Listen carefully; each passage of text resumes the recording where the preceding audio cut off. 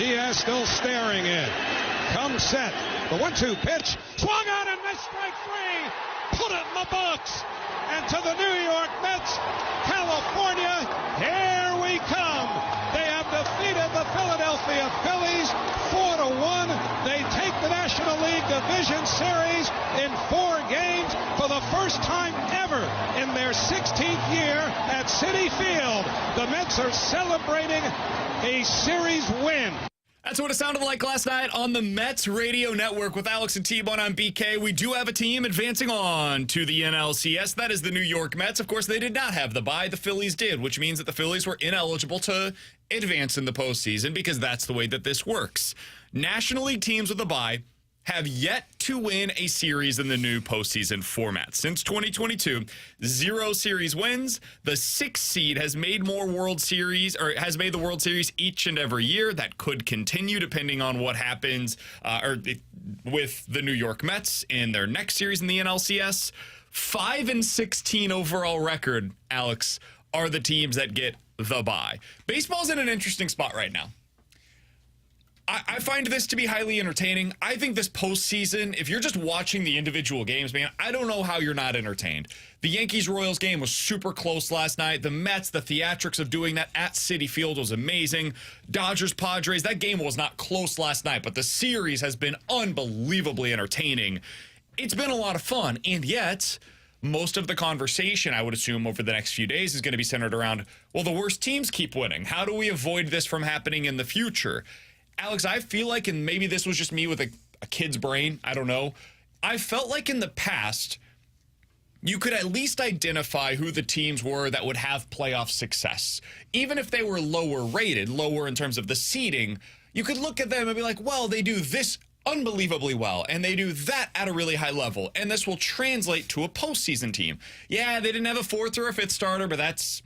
The significance of that isn't as big once he gets a postseason. They've got a couple of big-time bats that'll come through when the scoring's down. Okay, yeah, you see how it works.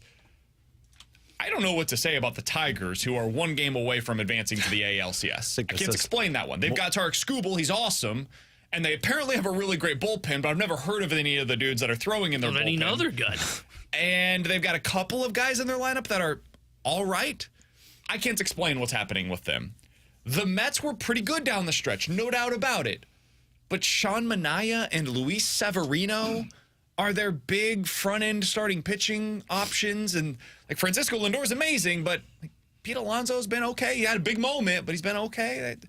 I can't explain some of what's happening this postseason. How would you explain it, Alex? I have no idea, because I watched the Mets game, and I'm watching and thinking, this team wasn't any good this season. This team we were talking about at the trade deadline, potentially trading Luis Severino. I wanted Luis Severino.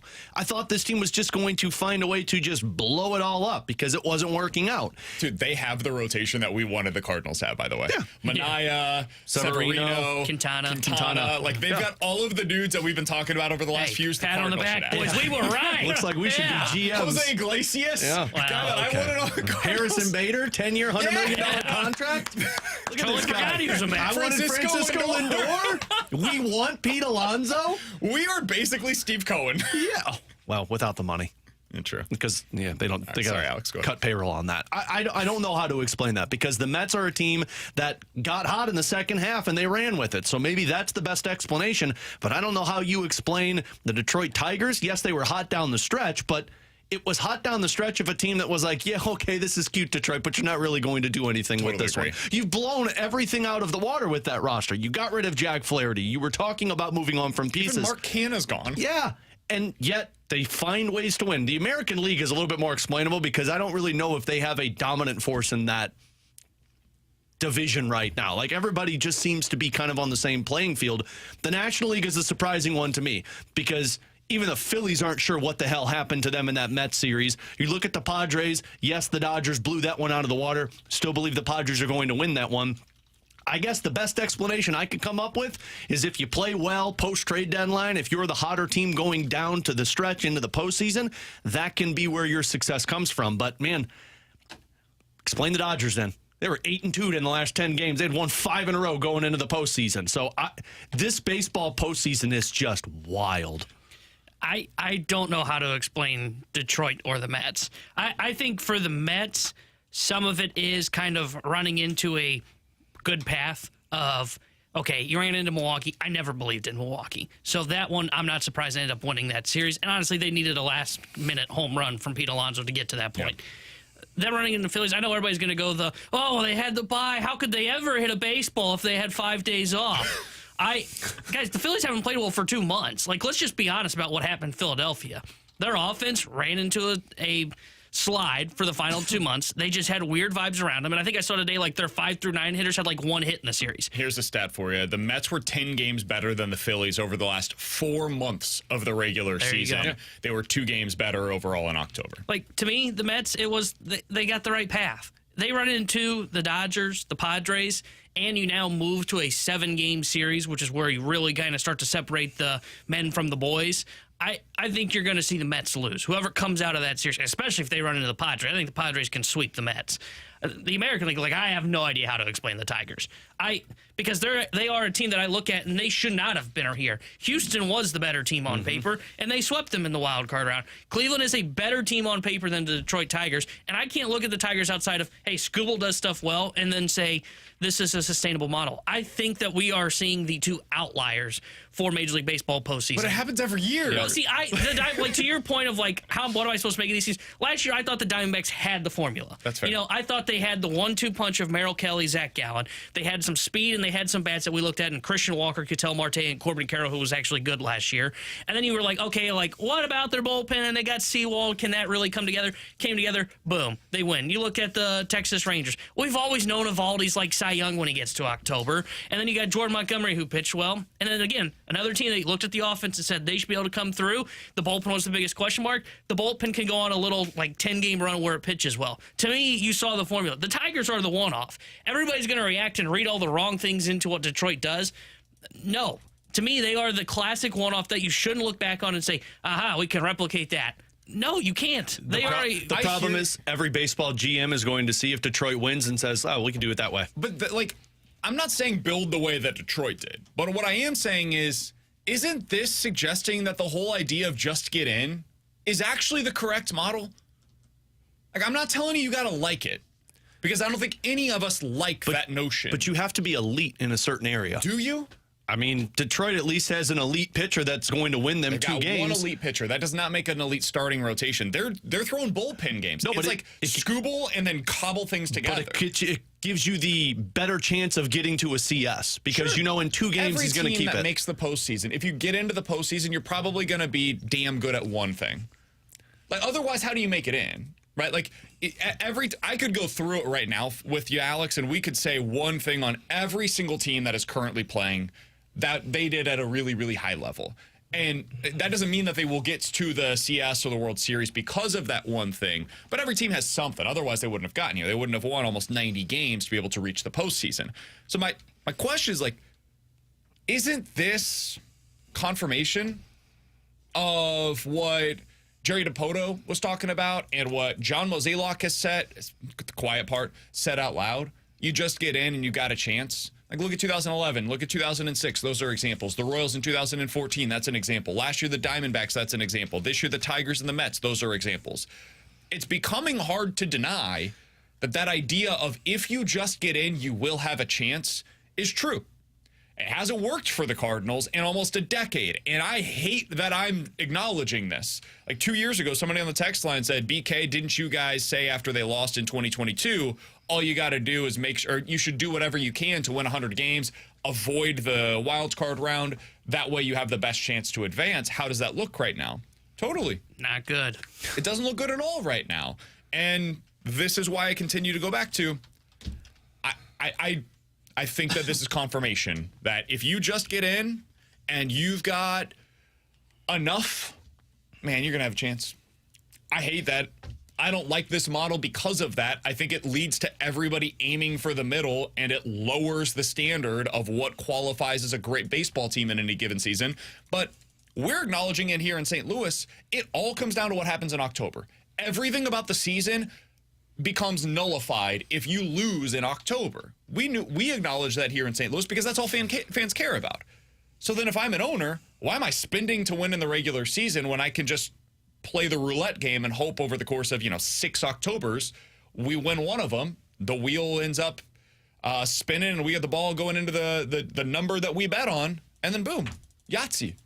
We got the next 10 years, and people will be happy with us. That's what the Tigers are hoping for. That's what the Rangers got. That's what the Nationals got.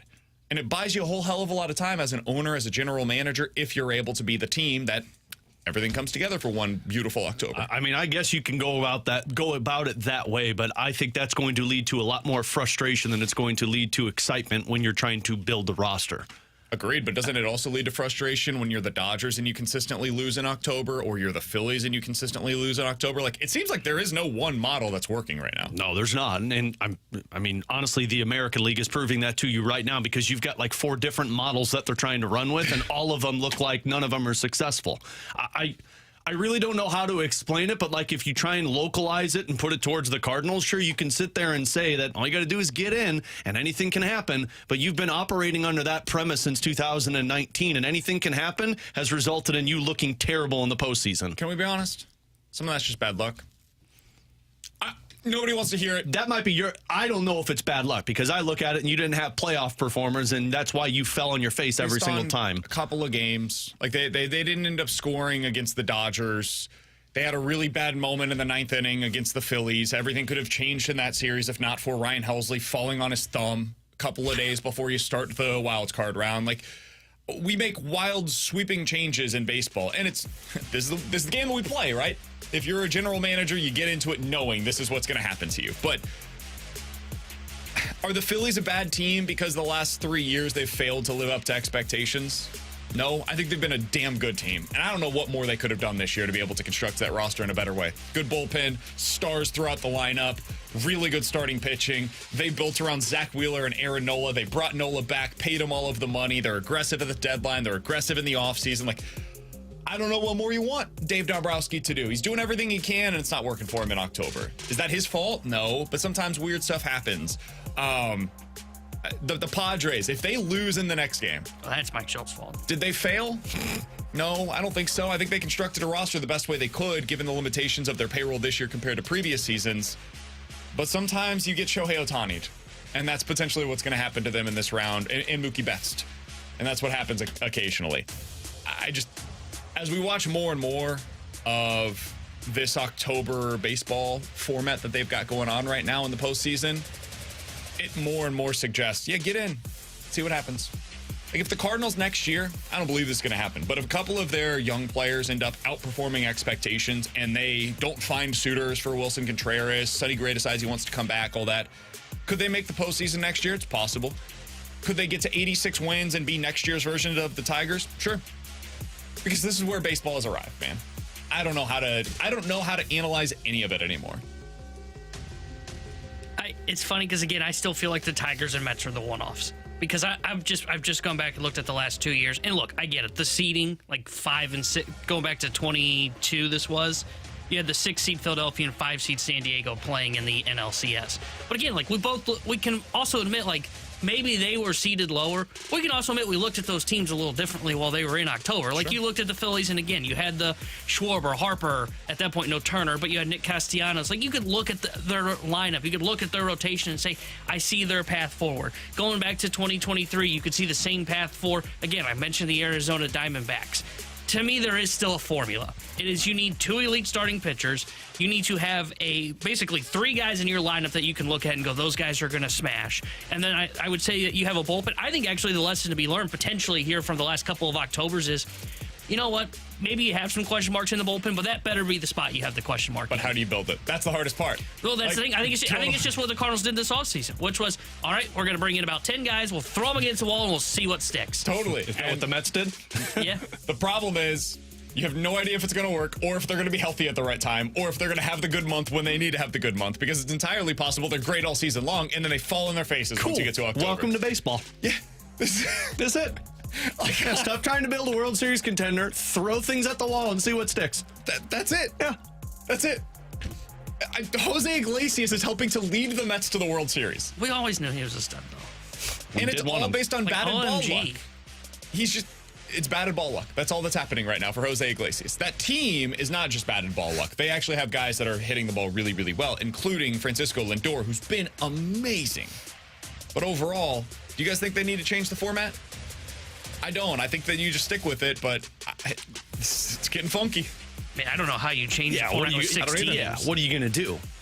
I heard Randy earlier today suggest, hey, maybe you give the number 1 seed a double bye and make it work. Oh, cool. So every number 1 seed is going to lose every year. They always can't hit a baseball now. They make the excuse after 5 days off. Imagine like 10. Everybody needs He said, give them 2 weeks off and they'll get healthy. There's no buys. They need to go hockey rules. You got 1 through. You get 1 takes on 6, 2 takes on 5, 3 takes on 4. No buys. But then why am I trying to get the 1 or the 2 or the 3 seed? Why am I winning the division? Now there's 0 reason to do so. Who cares? Let's do this thing. Okay. Nobody's ever fighting for it anyway. It's just a matter of, hey, who can spend the most money? That's the thing is, I think people on the outside looking in are like, oh, these teams are losing. Go ahead and ask the baseball teams if they would rather have the bye or not. Let's ask them. The Phillies admitted they wanted to buy this year. Of course. Bryce Harper was like, man, we were beat up. 5 days off sounds great. Also, and now he's going home for sure. Now they're going set golfing. your rotation the way that you want. You avoid a 50-50 series and a 3-game set, which is great. Unfortunately, they just keep losing. They just keep losing. They can't. Come on, Yankees, I believe. These 1 and 2 seeds are addicted to losing in the first round of the postseason, the DS round of the postseason. It's been a wild, wild ride. With Alex Ferrario and Tanner Hendrickson, I'm Brandon Kiley. Coming up next, Mike Shilt's coming under some fire. T-Bone's mad at him. You're never going to believe this. I'm going to defend him next here on 101 ESPN.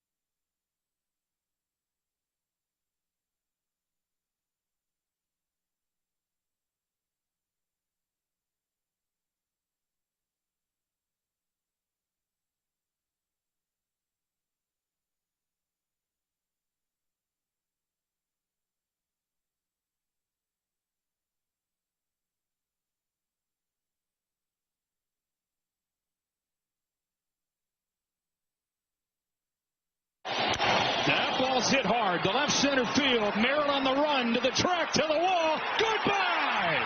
Mookie Betts does it again in the first. And the Dodgers are on the board. That's what it sounded like as Mookie Betts got things going early for the LA Dodgers. Audio courtesy of Fox Sports with Alex and T-Bone on BK. Dodgers never looked back. End up winning that game 8-0. It didn't matter who the Padres had on the mound for that game. They were going to lose because they scored exactly 0 runs overall. But they didn't ever really have a chance because they decided to go with Dylan Cease. They went with him on short rest. It was the first time, Alex, in Dylan Cease's entire Major League career that he had started a game on short rest. So why would you do that if you're Mike Shildt? Here's Ken Rosenthal early in the game yesterday. For the Padres, the idea of using Dylan Cease on 3 days rest is to have 2 of their best available arms available to start if this series goes to completion. Yu Darvish would pitch a potential Game 5. The problem with that plan, since the start of the wild card era in 1995, teams are 64-90 when using starting pitchers, including openers, on 3 days rest. So not great. The track record is less than ideal, certainly, and that was Ken Rosenthal's report on Fox Sports on why they decided to go with Dylan Cease. We talked about this a bit yesterday. T-Bone had a huge problem with them going to Dylan Cease. Said this is inexcusable. What are you doing here? You've got an option. Martin Perez is not great, but he's a lefty. There are some left-handed bats that you're worried about in that lineup for the Dodgers. Just go with Martin Perez. Start Dylan Cease in Game 5. You're fine. Make it work that way. I thought this was an okay way to go about it. I didn't have a problem with it. Because if you're going to go down, I'm going down with Dylan Cease. If he tells me he's good to go, I'm going to trust him, and let's go down with our big guy on the mound. And then in Game 5, we've got our 2 other best pitchers available for us. I'm not losing with Martin Perez. I'm going down with Dylan Cease. I didn't blame Mike Shildt yesterday for what he decided to do. T-Bone, I know you took very much the other side of this thing. Why were you mad at Mike Shildt? And now that you were proven correct, how do you feel about their decision to go with Dylan Cease in that one? I thought it was a terrible decision at get-go, and now you've let the Dodgers back into the series, in my opinion. Because now you match up. Sure, you have Yu Darvish, but you didn't put the Dodgers away, and I don't think you positioned yourself well enough to put them away. And now they have their guy available. They can go to Yamamoto and Jack Flaherty. Like, the Dodgers now suddenly look like they might have a pitching advantage because they've got those 2 guys compared to the Padres now. So I didn't like it because history has shown that, A, pitchers are creatures of habit. How much have we heard that in the past? And it's, as much as I would push back on that, and I can get people that would hate that notion, it's just true. B, you're going with, as Ken Rosenthal said, this historically does not work going with guys on 3 days rest. I would get it if they didn't have Perez on the roster. If they didn't have Martin Perez and they didn't have another pitcher because Musgrove had blown out his arm, I would totally get where you say, okay, do we want to burn through our guys in our bullpen, even though we got a day off tomorrow? Or do we want to go with, hopefully get like 3 good innings out of him, and that helps us bridge that gap a little bit? That would make sense to me. You didn't have that. You had Martin Perez, a lefty who's not great. I admit that. He's not a great pitcher. But again, we were talking about this in the office. Ohtani has like a 300-point worse OPS against lefties. He's still good, but it's worse. There was also talk that if they went to a lefty, it may force Dave Roberts to pull out the poorly hobbled Freddie Freeman, who's hurt right now. He didn't end up playing anyways yesterday. The other thing for me with this decision is, guys, Cease went Game 1 against the Dodgers and got clobbered in that game. 3 1/3, 6 hits, 5 earned runs, 2 walks, 5 strikeouts. What was to suggest on 3 days rest he was going to be any better against the LA Dodgers? His most recent 3 starts have come against the Dodgers, and now he has gone a total in those 3 games of 10 innings, and he has allowed in those 10 innings 11 earned runs in those 3 most recent starts against the Dodgers. It's not great, man. There's not a lot that I can say to retort what you just had. I did going into it. I didn't think it was the worst decision. I'm okay with not going to Martin Perez and going in favor of Dylan Cease. The results are ugly. And now looking back on it with the benefit of hindsight, I know yours was very much not a hindsight is 2020 thing. You thought going in, this is a bad decision. I can't believe he's doing this. I thought going in was fine. And now with the benefit of hindsight, for me, I can say that was a bad choice, Mike Shildt. Can't believe that you would do that. It does open himself up for criticism, though. Like, it is fair to criticize that call. That was, I would say it's probably 60-40 in favor of what T-Bone's saying. I'm probably on the less popular side of things because the old school mindset would be, hey, you go with your guy that's on the correct amount of rest. He's been fine for them in Martin Perez. He matches up well with some of their guys. You can get a short start, get him 3 to 4 innings, see how he's looking, and then you can piece things together from there. They've got a fantastic bullpen. Hell, last night you had to see their bullpen for the majority of the game anyways because he was so damn ineffective early on. The other thing is, if you decide to go this route that we're talking about, where you do start Dylan Cease in that game, you have to have a quick hook, man. You've got to be prepared for that, especially when it gets off to as bad of a start as it did. First inning wasn't super pretty. Give up the home run. Get out of the inning, though, while only allowing the 1 run. Great. You're out of there. Second inning. Ground out to start things off, and then a walk and a single and a strikeout. And now you've got Shohei Ohtani coming back up to the plate. I don't want to see Shohei Ohtani again with Dylan Cease on the mound. If you're going to go to the bullpen, which they ended up doing in the next batter, 2 on, 2 out. Let's get out of the inning, man. Let's get out of here. Get your lefty up. Quick hook. Let's go to the bullpen. Get Shohei Ohtani out. Or pitch around him. Don't allow Shohei Ohtani to beat you. He can't be the guy that's going to beat you if you're going to the bullpen for the next guy. Or if you want to have the platoon advantage with Dylan Cease on the mound going up the neck, you can't lose in that way. And that's exactly what they did. Shildt had a rough night last night, whether it's because you're critical of his starting pitching decision or how they handled things from there. Yeah, I started it yesterday when we were talking in the same line of thinking as BK, to where it's like, look, if it's your best pitcher, you got to go with it. But, of course, I can live in the hindsight because I didn't really have any bold take on one side or the other. Here's the thing for me.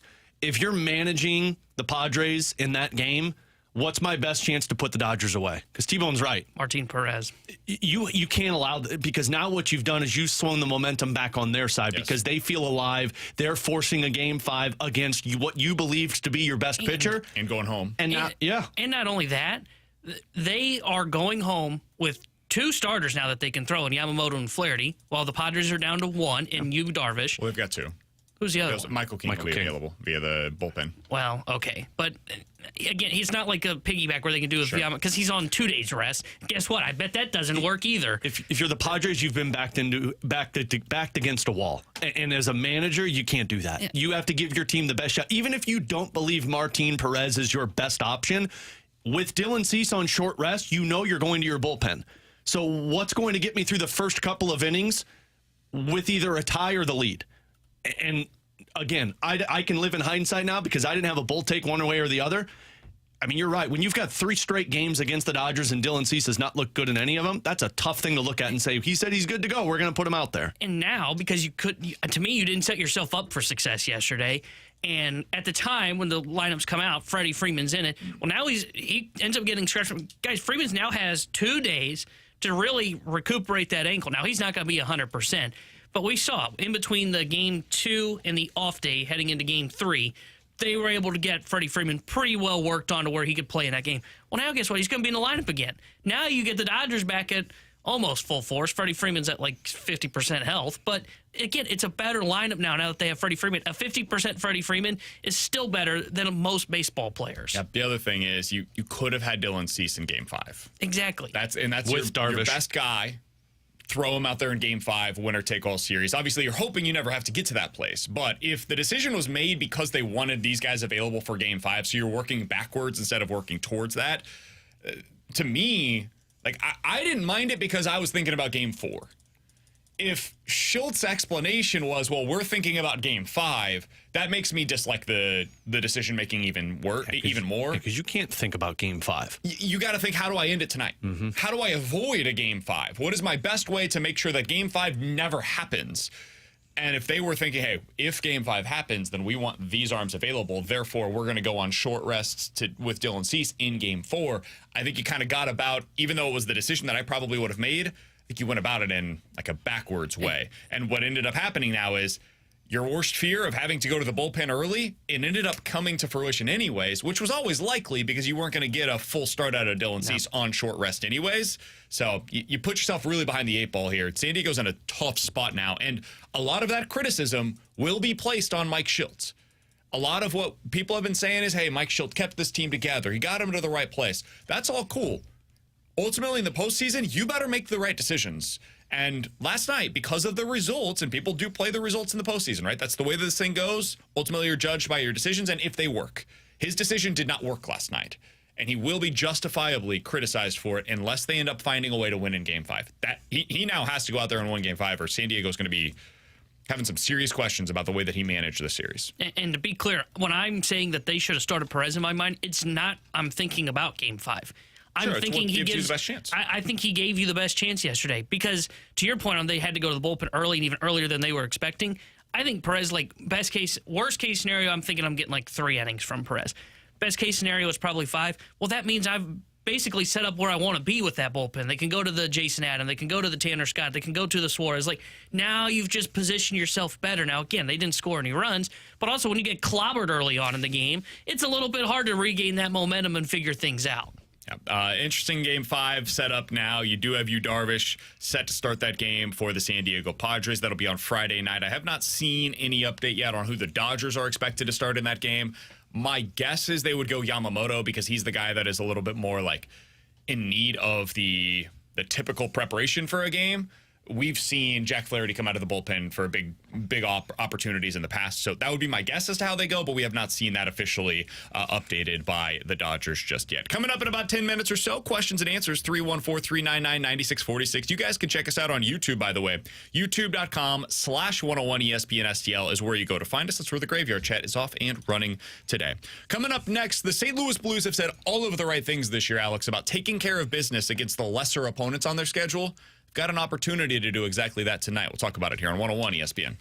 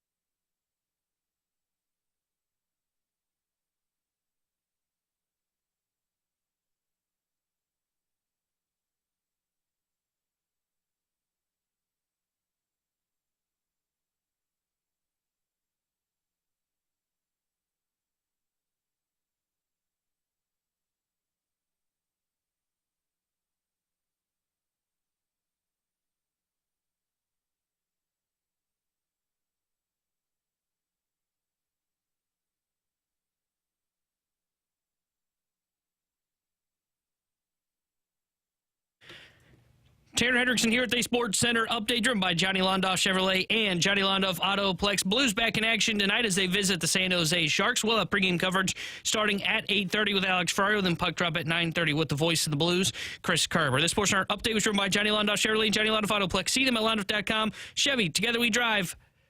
Are you kidding me?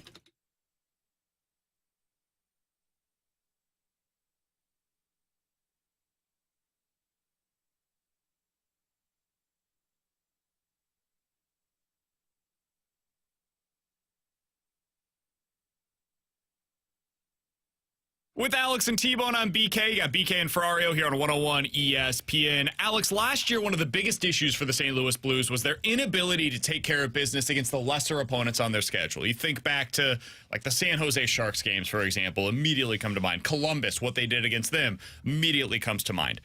They overall ended up playing 14 games last season against teams that had 30 wins or fewer on the season, which means Montreal, Columbus, Anaheim, Chicago, and San Jose. They played 14 games overall against those 5 teams. They finished 8-5-1 against them. It's not hard to figure out how they ended up being towards the bottom of the standings because of those results. Alex, they have one of those opportunities tonight. They're going up against San Jose. This is still not a good hockey team. This is an opportunity because they've said all of the right things this offseason leading into this year. Jamie was talking the other day about how he talked to the players, and they know we've got to take care of business against these kinds of opponents this year. We didn't do a good enough job against them last year. Do you trust it? Do you think this year's going to be different in that regard? I trust it in the sense of you brought players over in the offseason that have done this plenty of times in the National Hockey League to where we can go into a game against an opponent that might look inferior on paper, you can't wait for the game to come to you. And the 3 games against the San Jose Sharks, just go back and look at some of the numbers in this. So, like, the Blues were outscored in those 3 games against San Jose 12-3. And this was a team, the San Jose Sharks, that had the worst offense last year, only averaging about 2 goals a game, and they were giving up an average of 4 a game. And you scored 3 goals against them in 3 total games. Why? Because you never shot the puck. You never got offense. You had 14 shots on goal in one game in the first 2 periods. Another game in the first 2 periods, you had 20 shots on goal. Another game, you had a total of 18 shots on goal. The Blues in those 3 games against San Jose, which I try and mentally block out an awful lot, so I appreciate you bringing this one back to the forefront. But they entered that game against the Sharks and said, okay, well, this team's going to be drafting first overall. The game will come to us. And now when you've brought in a Matthew Joseph, when you've brought in a Radek Faksa, when you've brought in a Ryan Suter, those are guys that understand that you can't wait for games to come to you. And then add in the pissed-off mindset, I would imagine, guys like Braden Shen, Robert Thomas are going to have. I do anticipate them to be better against these types of opponents because when they played San Jose, they were just in shambles as a team. But the real question is going to be, you can talk the talk, but are you actually going to walk the walk against San Jose? Because you could say you said it last year after getting shut out to San Jose. We can't do this. And then what happened? You got shut out against the Columbus Blue Jackets. Yep. And then you lost in overtime against the San Jose Sharks. I think it was like the 2nd or 3rd last game of the season. You could say all you want that we have to be better than these teams, that we got to show up and showcase it. Against Seattle, you didn't show up in the first period with the exception of about 5-6 minutes. So when San Jose drops the puck tonight, this is their home opener. They've got a lot of excitement with a lot of young players that were drafted 1st, 2nd, 3rd overall. Are you going to show up? Because until you back up what you're saying, I don't know if fans are actually going to believe them. It's that Columbus game that really sticks in my craw. That's the one. The one right before the All-Star break. Oh, good for me. I was in Disney World, so I didn't have to do that one. Like, they only gave up 1 goal, but they didn't score against one of the worst teams in the NHL that would love nothing more than for you to score 17 against them. Like, last year, they just didn't care. They didn't play any structure whatsoever. They were like, go ahead. Slot shots all day long. You want to get in here right in front of our net? We are not going to push back against that. Feel free. You want a free breakaway going towards our goalie? Well, Olay. Like, well, let's see what you got. And the Blues are like, no, we're good. We're just going to chill here. We got about 2 weeks off. We're A-okay. We'll go ahead and stick back here. We were playing some really good hockey at the time. They had won 5 in a row. And then, boom, just lay an egg against Columbus. Yes. 9 shots on goal in the first 2 periods of that game. Embarrassing. An absolutely embarrassing performance. And it was not an outlier. They had lost the previous game against Columbus as well. So this is something that they need to get figured out this year. You just can't drop these games that are supposed to be gimmies. It's like a 1-foot putt. If you're playing a game of golf, Alex, I know you go out there with your dad all the time. If you miss the 1-foot putt, you don't deserve to win.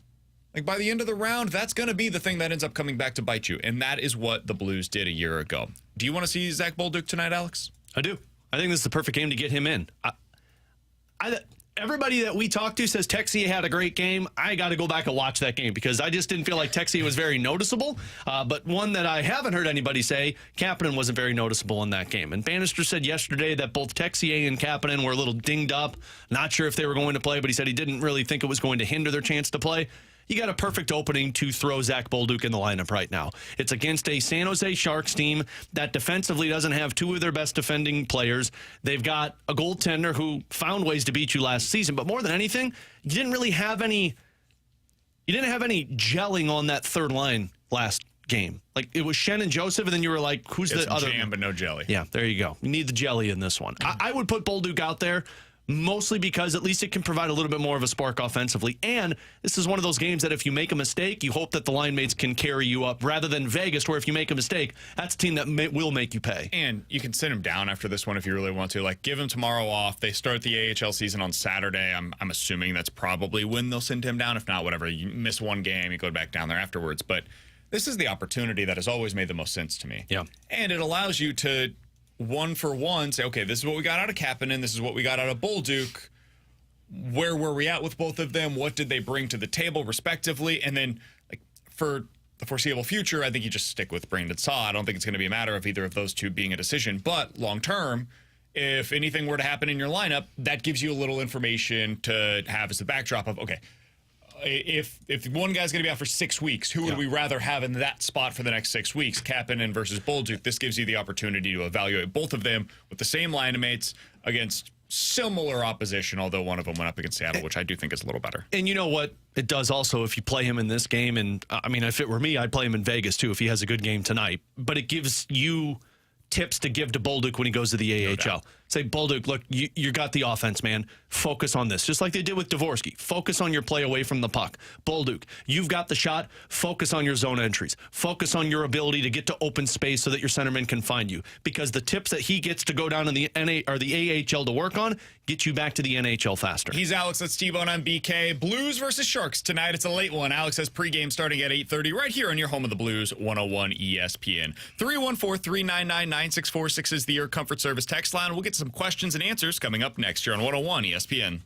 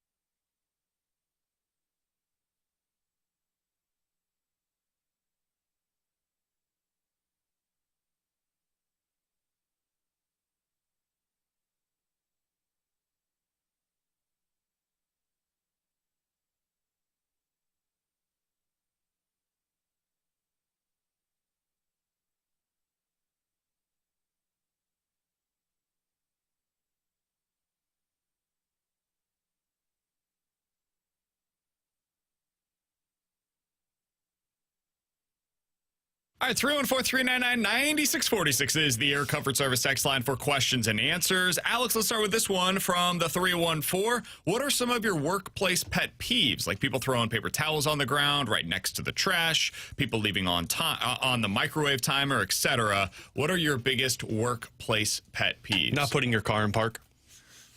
That was one of mine. Yeah. I parked by you by today, too, so don't worry. We'll find out how your looks afterwards. Our workplace setting is kind of different than most people's. Yeah, so you're not around people. Hard to say any one individually, but for like the studio, because that's really our workplace, right? Is we don't really leave this room for 3 hours for the most part. It's a very weird thing. The biggest thing is just people leaving their mess in here. Yeah. It doesn't happen a ton, but it happens occasionally Food where all over the suddenly, table. you'll have like a sticky keyboard that you're having to use. Like somebody had just finished eating something that was sticky. Or like a cup filled with liquids. I don't know what type of liquids, but there's liquids in a cup sitting next to you. I will give you two of them, like just general workplace. I don't like people talking to you at the urinal. I hate that weird. one too. People that pull their pants all the way down when they're going to the urinal. That's another one. It's a weird one. I have not seen that here at this building. But Just one, and I'm not sharing the example. I will go. Come to my on, grave. man. Oh, I can't wait to find out during commercial break. That's weird. And then the other one is people inserting themselves into conversations. Like not a part of it, and then Like if you're discussing with somebody and then they're down the hall and then it's like, it bothers me because it's like, we'll invite you in if you're a part of this. We'll invite you in. that one doesn't bother me. I say that one doesn't bother me as much. It does get under my skin every now and then, especially like if we're like pushing for time and then someone needs to come talk to us. But outside of that, I don't know if there's really. It's hard to get under my skin. I don't know if there's anything. Yeah, I don't know if there's really anything in work-wise that would really bother me that much. Doesn't really bother me. One thing that will bother me actually is if you're on the phone and you're talking on speakerphone. Oh, sure. You don't get that here at work that bothers often. everybody. I see that all the time out in public though, and that bothers crap out of me. Because of what we do. Apparently, a lot bothers us. Yeah, But you know what? Here, I actually have a long list. The one other, like, if the light is on, if we're on the air, please don't come into the studio unless you really, really need to in that moment. Otherwise, can you wait till a break? And then if you need to be in here during a segment, just let us know ahead of time. Hey, we're going to be in here. We're going to be doing a couple of things. Shots fired at our big boss, John Kioski, from yesterday. That's am a I little right? different. Well, that one was funny. That one was different. But that's the one other thing. It doesn't happen often, but occasionally, you'll see some. And if you do come in, don't let the door slam behind you. Have some That courtesy one- and just that like grab one- it and let it yeah, slowly close. Okay. From the 314. Man, we have taken better. shots at a lot of people today, but still, park your cars, ladies and I gentlemen. feel like that was a purge, but just of workplace. Hit the siren. Since you know guys what the run thing an is. afternoon show, do you usually eat lunch before or after? Does that affect your mealtime during the Oh, weekend? another pet peeve: people that eat in studio. Okay. Or drink weird juices. Yeah, I drink don't their pickled eat juice. meals during the show, but I'll have like snacks. Like I'll have a banana or granola bar, those kinds of things. But my meal is after our show, and does that affect my meal times after? Absolutely. What time do you eat dinner then? Like 7 or 8. I eat We dinner are. pretty late. I make dinner for the girls because I eat when I get home too. I make dinner for the girls. They eat, do bath, do bed, and then like at 8 o'clock, then Katie and I sit down and eat. Yeah, we eat late. I know it's terrible for you, but I don't eat lunch until like 2:30 most days. it's the hard part. So I'll eat breakfast before I leave. I have a snack while we're on the air, and then lunch after the show. It's good at hockey games for me though because I eat at like 3, and then that gets me through all the way until, again, terrible for you because you get home at 11 o'clock at night. Be like, I'm gonna eat dinner, but get you through the night. Yeah, that's basically how I am. I eat lunch anywhere between 2 and 3, and then I don't eat dinner until like 8 o'clock at night. 314-399-9646 is the Air Comfort Service text line for questions and answers. We'll get an actual sports question here. I've enjoyed this segment, though. From the 636, do you guys think Alec Burleson will end up being a good player for the Cardinals next year? It felt like it was a tale of 2 seasons for him in 2024. I think Burleson is a guy that is going to go through a bunch of peaks and a bunch of valleys because of the profile of hitter that he is. He's going to swing at everything, and when that's going well and he's making contact on pitches that he can do damage against, it's going to look great. And when it's not going well, he's going to be a guy that hits himself into a lot of outs. So I think this year's probably going to be somewhat normal. Maybe not the lowest of the lows from this year, but I think you're going to see some fluctuation in his overall production. I think why we saw him struggle this season, too, is him learning what a full 162-game schedule looks like. Like, I expected that from him because at some point you're going to flame out because you've exerted a lot of energy, and by the time you get to August or September, it's kind of unnatural territory for you. I think he's going to be a good player. I don't know if he's going to be a star player. Agreed. And I think that's important to put on Alec Burleson because I think a lot of people, where the Blue Cardinals are at, you wanting a star player, and you don't want to force that because that's when you get into, oh, well, this guy's a disappointment, when he might actually be a really good player for you. You guys brought up the comparison a number of times. Matt Adams is probably a pretty good comparison for what he's going to be production-wise in his major league career. 20 home run hitter, hit for a decent average, maybe not get on base at a super high clip, has a little bit of power, really nice player, can bat anywhere between 2 and 6 for you in the lineup, preferably not 3-4. Yeah. That's what I was going to say. To me, he hit 2 for most of the year. Ideally, you probably hit him 6th in your lineup. And he's a guy that's going to be 5 to 10% above league average. The 20 home runs that you mentioned, that's what his profile is. Good player. Yeah. Not a star. Good player, though. With Alex and T-Bone on BK, coming up next. When you look back over the last 5 years, there has been a lot of superstars that have been made available either via trade or via free agency. We've talked about many of them in connection to the St. Louis Cardinals, including one that had a huge game last night in Francisco Lindor. When you look back over the last 5 years, since the 2019 offseason, who was the biggest miss by the Cardinals to not bring to St. Louis? We'll talk about that next year on 101 ESPN.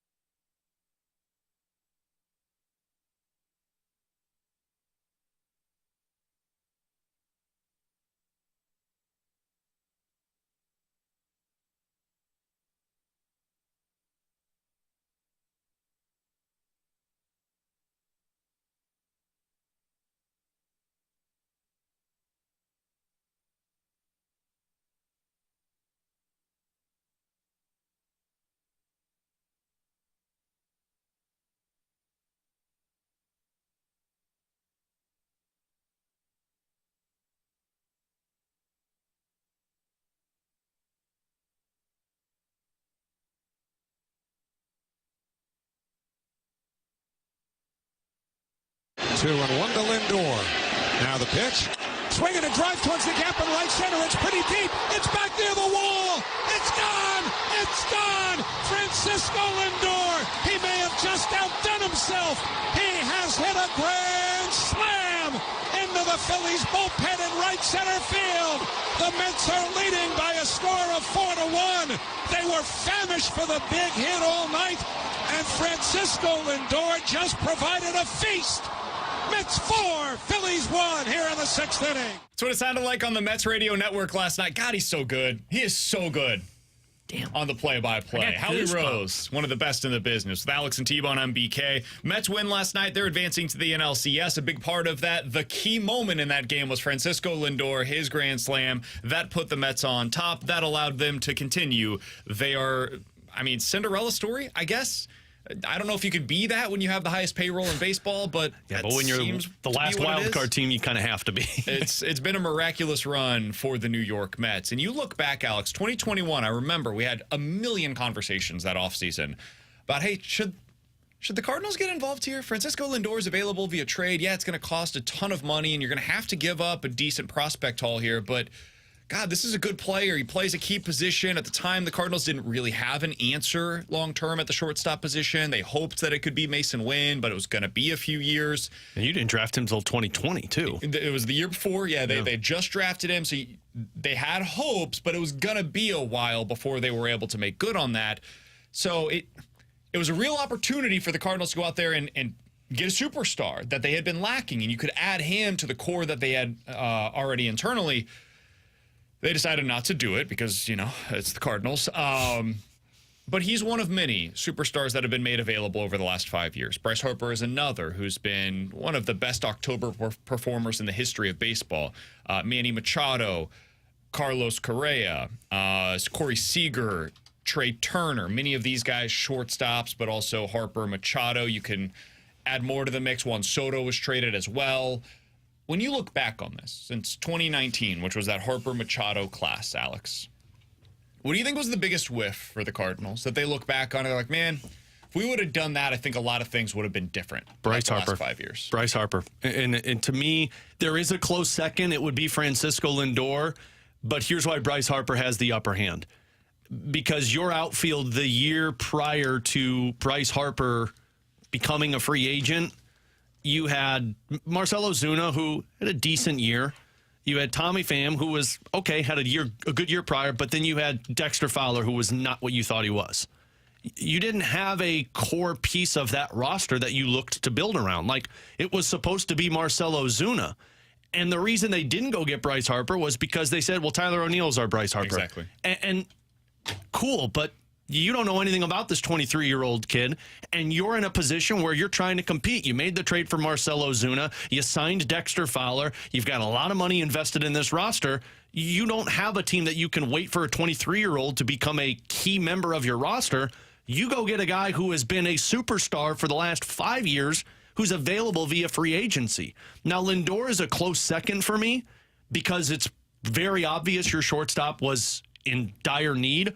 But 2020 was a bad year for Paul DeJong. You wiped that away. 2019, the guy had 30 home runs. So, I can see why the Cardinals were like, we've got somebody who's our shortstop for us. And then it went south fast. They didn't have a third baseman, though, so they could have moved DeJong over to third. Totally. And just added. You were trying to make Matt Carpenter still work at 33 years old. Yeah. But I don't know. I don't know how you. Jerko was an option there at that point. Yeah, they didn't have real answers. I don't know how you outdo Bryce Harper, though, because that was a franchise-changing player who was still very young, and you were trying to convince yourself that a 23-year-old that you just made a trade for was going to be Bryce Harper. And even at the time, now he's a first baseman, but he could play outfield still. Let's be honest, if he had to. At the time, and you still don't have this answer, you don't know who the outfield is long term. The Cardinals will tell you, we got Nootbaar, we got Walker. Those guys haven't solidified themselves as franchise pillars. Bryce Harper's the one for me. The only season in which he's been below, this is incredible. The only season in which he's been below 30% above league average was his first year with the Philadelphia Phillies. And he had an OPS of near 900. Yeah, and he was at a 126 OPS every other year. It's 35 home runs that year, by the way, 115 RBI, 15 stolen bases, and 25% above league average. Was the least productive he's been offensively for the Phillies. It's unbelievable when you look at what his numbers have been, and he's become a guy that you can write and pin what you're getting. I remember early on in his Washington career, though he was still really good, it was kind of a little turbulence. There'd be the really high peak years, and then there'd be kind of that low kind of fall off. He didn't know what exactly had gone wrong. He's fixed that problem. He's become everything that the Nationals thought he was going to be and more. And he's the guy that it was clear you never had a solution in your outfield. I mean, Marcell Ozuna was climbing the wall with the ball falling in front of him like Spider-Man. They needed somebody to go in there and just say, okay, we build the rest of this franchise, we build the rest of this outfield around Bryce Harper. And that's the one for me that is the biggest miss. 314-399-9646 is the Air Comfort Service text line. You can sweep it. You guys know my thoughts on Bryce Harper. I've made them well known on this station since he was a free agent. I said at the time, this is the guy. I don't understand why the Cardinals aren't doing this. It doesn't make sense to me as to why they're not in significantly on this sweepstakes. I never understood it. At the time, more Cardinals fans, the funny thing is, more Cardinals fans were interested in Machado because of the position than Bryce Harper. And I was very much on the Harper side of things. And I didn't get it at the time as to why they were out on that. But from the 314, guys, it's not like the Cardinals failed to bring in superstars. They got Goldie and Arenado. The problem is that they didn't develop guys around them. I would push back on that. They did bring in superstars in Goldie and Arenado, but they brought in superstars that were a little past their prime or approaching the point in time when they would be past their prime. And with Arenado specifically, man, I'm not going to be a fraud here. I loved the move. Same. I thought it would be a perfect fit. There's no way this doesn't work for him in St. Louis. It's failed. It has. There's just no way around it. He had one excellent season, but other than that, he has been well below what your expectations should have been for him offensively. Defensively, he's been really good. He's had his moments where things just don't quite look the way that you were hoping that they would. But for the most part, he's been a really good defender for you at third base. But that's not what you pay $35 million for. I'll pay $15 million for a really good defensive, slightly above league average hitter at third base. I'm not paying $35 for that. And that's what the Cardinals paid for him. They brought in a star in Arenado. They did not get a superstar in Nolan Arenado. A superstar is Bryce Harper. A superstar is Juan Soto. A superstar is what the Mets have right now in Francisco Lindor. You know what else those guys bring to the table? They're clutch. And I don't know how to define this, but if you just want to look at what they've done in the postseason, that's one way to do it. Bryce Harper's been amazing. Comes through in the big moments, man. Yes, his team just got beat, but you look at the OPS for him in the postseason in his career, it's one of the highest in the history of Major League Baseball. You look at what Juan Soto's doing right now, dude, the rest of that lineup for the Yankees is failing spectacularly. Giancarlo Stanton came through last night, and Juan Soto's been great for him so far.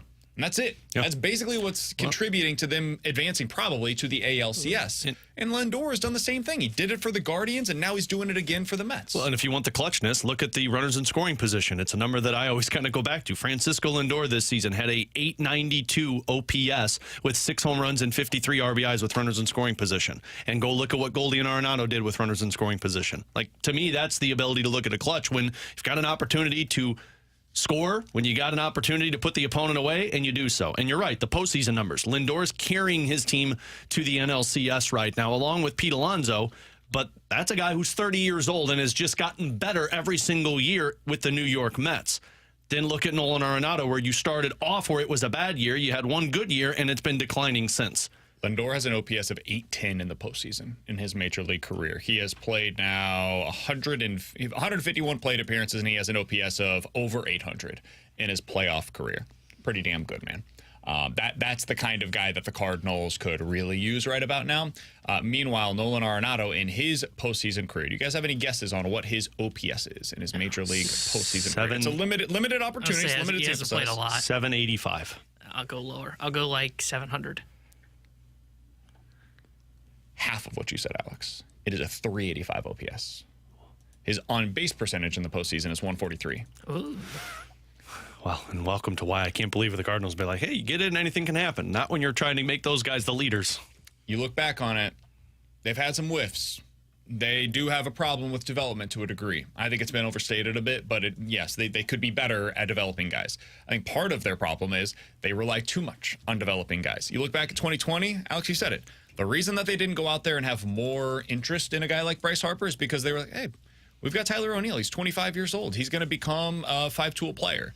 And he did end up being a really good player, but they counted on him early on, and he wasn't ready. When you were trying to win, because you made the trade for Marcell Ozuna to win now. And they made the deal the year prior for Paul Goldschmidt. This is going into the 2020 season. So it's not as if this was a team that was lacking an interest in winning, but they decided, you know what, we're going to go young in the outfield. We've got Tyler O'Neill. We've got Harrison Bader, Lane Thomas. We've got Dylan Carlson. We're going to trust the young guys. We're going to give them, you remember the runway to have success? Remember that label? Cardinals like using R words. Oh, yeah. Runway, refresh. They decided to go with the young guys that year, and it failed spectacularly. Tyler O'Neill hit 173. Dylan Carlson hit 200. Lane Thomas hit 111 that season.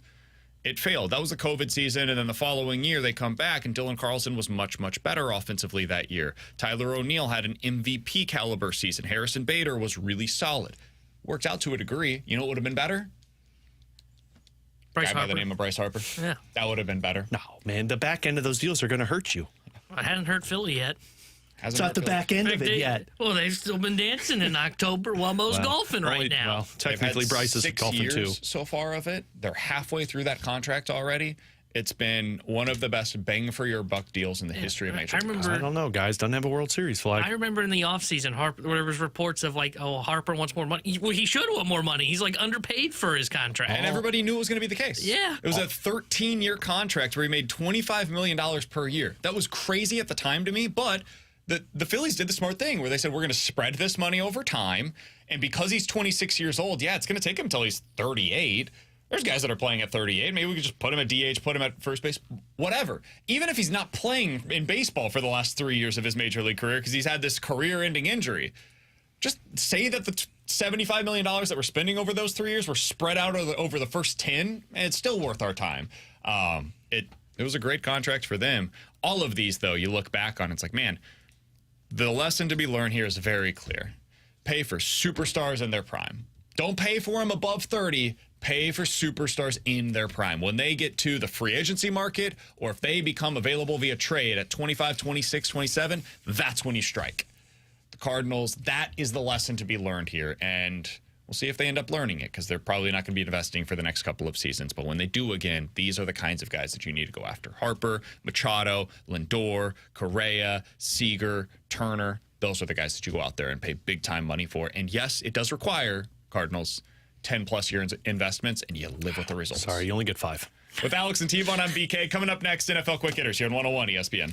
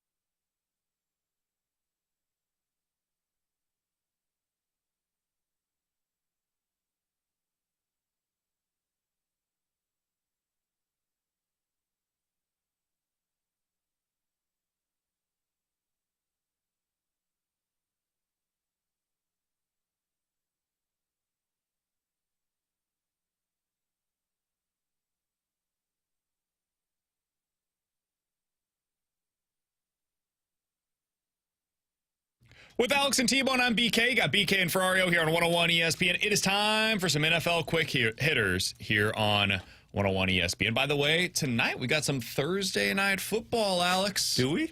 No, we got hockey. Yeah, we got Not here on 101 ESPN, but we got some Thursday night football to watch. Who cares? You got some Blues and Sharks. Double TV. No, We got big the TV. 2 TV setup, and we've got baseball postseason going on as well at the same time. The battle too of the much going on. hue of blue, because they're teal and you're blue. Yeah. It kind of works. The hue of blue. 49ers versus the Seahawks. I'm doing my, I'm putting together my pick'em challenge, guys. I don't know what to do with this one. 49ers are on the road at the Seahawks. It's a short week for them. Can I trust them? Can I trust this 49ers team? So this is the battle of the untrustable teams, because I would not trust either of those teams. We got to in make this a game. pick. That's No, you don't. Part No, of you the don't, man. whole thing is Don't make the pick. You'll come out on top. I think you have to go. the 49ers' one win in their last 4 games was against the New England Patriots. It's just nothing about this team makes sense. I watch them on Sundays, and I'm like, damn, the 49ers are amazing. Brock Purdy's an MVP candidate right now with the way that he's playing. And they find a way to lose every week. Like, it doesn't make sense to me. I'd go the 49ers. I would too. I think what we saw from Seattle was that they're frauds. I mean, if you lose to the Giants, you're probably not that good. Defense is banged up. I think I'll go 49ers ultimately, but I don't feel great about it, man. I should feel way better about it than I actually do. All right. Continuing along, one of the big storylines heading into this weekend is the likelihood that the New England Patriots are going to make a change. They're going to go with a new quarterback. They're going to start Drake May. We have seen Jaden Daniels. He's been amazing since day one this year. Caleb Williams, after a really rocky first week, has looked very good over the last few weeks for the Chicago Bears as well. Does their success, and I mean, we've seen some decent stuff, not great, but decent stuff from Bo Nix as well. Again, bad first week, but since then he's been fine as a game manager, which is what we all expected him to be. Does that give you confidence that Bo Nix can come in and have success for the Patriots? He's going on, excuse me, that Drake May can come in and have success against the Texans this weekend for the Patriots? I don't think so. And part of me is concerned the reason the Patriots are doing this is because of what you just said. Well, look at all these other quarterbacks that we were drafted and they're having success. Well, we need this. If I'm the Patriots, man, I would have stuck it out with Jacoby Brissett for this season until I get my roster in a better shape to where I'm not worried. I mean, even Bo Nix, as better as he's looked over these last couple of weeks, guy's still under duress a lot. And now you're going to put Drake May into a system where you got no receiver options that you feel comfortable with. Your running back fumbles the ball half of the time he starts, and your offensive line puts you in a bad spot. So I would have told Drake May, dude, just sit on the bench, learn, because next season we'll put you in there under center. You'll be our starter, and let's let Jacoby Brissett be the sacrificial lamb in this one. Yeah, he would have gotten the Mahomes treatment for me, which is he doesn't play a single game this season. Or maybe he gets like the very last one if everybody's out of it and whatever. But I mean, I'm watching these New England Patriots games, and Brissett's just getting crushed back there. Every I game. mean, constantly getting hit. If I'm the Patriots, I don't want to put my rookie quarterback through that. And especially as you're trying to learn, you're trying to get adjusted to the speed of the NFL game. And if I'm being honest, I think he's probably got the worst scrambling ability of those 4 quarterbacks that we just talked about. May? Oh, yeah. May's super athletic. I still don't want to put him back there. I think the best thing for him would have been to just sit on the sidelines, learn from Jacoby Brissett, kind of learn the offense, see the pace of the game now, just kind of from the sideline. He's going to get in there, and they're just going to be after him constantly because that O-line is terrible. I think this is probably a good time to do it. 2 home games. Houston's defense is below average this year. Jacksonville's defense is terrible. Find out what you can in these 2 games. And then if it looks good, keep it going with him. If it looks bad, though, I know some people will probably question it, but you can always go back to Jacoby Brissett. I was just going to say that, though. Man, can you? Yeah. Because once you go this way and it goes poorly for him, your confidence is shook. I think you can make it work where you say, hey, listen, this is not about you, Drake, to T-Bone's point on their offensive line. This is not about you. This is our offensive line is not giving you a chance back there. There's no reason for you to keep taking some of the hits that you're taking right now, if it goes that direction. Why even put him in that position, man? Find out. Find out. If you're going to find out, this is the time to do it. The thing that really sucks for them is their bye week timing. Their bye week isn't until week 14. Normally, that would be the time when you'd make the switch as you incorporate him during the bye. But at that point, man, down the stretch, you've got Arizona, Buffalo twice, and then L.A. with the Chargers, who has a really good pass rush as well, with Bosa coming off of one side and Mack off the other. Good luck. Like, there isn't a good spot to insert him into the lineup. I guess you could say maybe like mid-November, the Rams, Dolphins, and Colts right before the bye. That'd be a decent spot to do it. Otherwise, though, there's just not a great time to put him in. I think this is probably as good a time as any. I think it's the right choice in my opinion. I understand both sides of it. I don't have a hot take going one way or the other. All right, last thing here, guys. I was asked this question yesterday. Who in the AFC as of today is the biggest threat to the Chiefs? It's going to be a question we can ask every week, and there might be a different answer every single week. Who would you have as of today as the biggest threat to the Chiefs in the AFC, who are still the favorite to win the Super Bowl? Is it bad that I don't have an answer for that? I get it. I think if you asked 100 different people who they would have as their team that is the biggest threat to the Chiefs, I think you'd get 5 different answers. See, here's the thing. Like, I can look at the Texans and say their offense is good. They've just been without one key piece of it. And if you get Mixon back, can that offense go toe-to-toe with Pat Mahomes? Now Nico Collins is out for the next month. Yeah.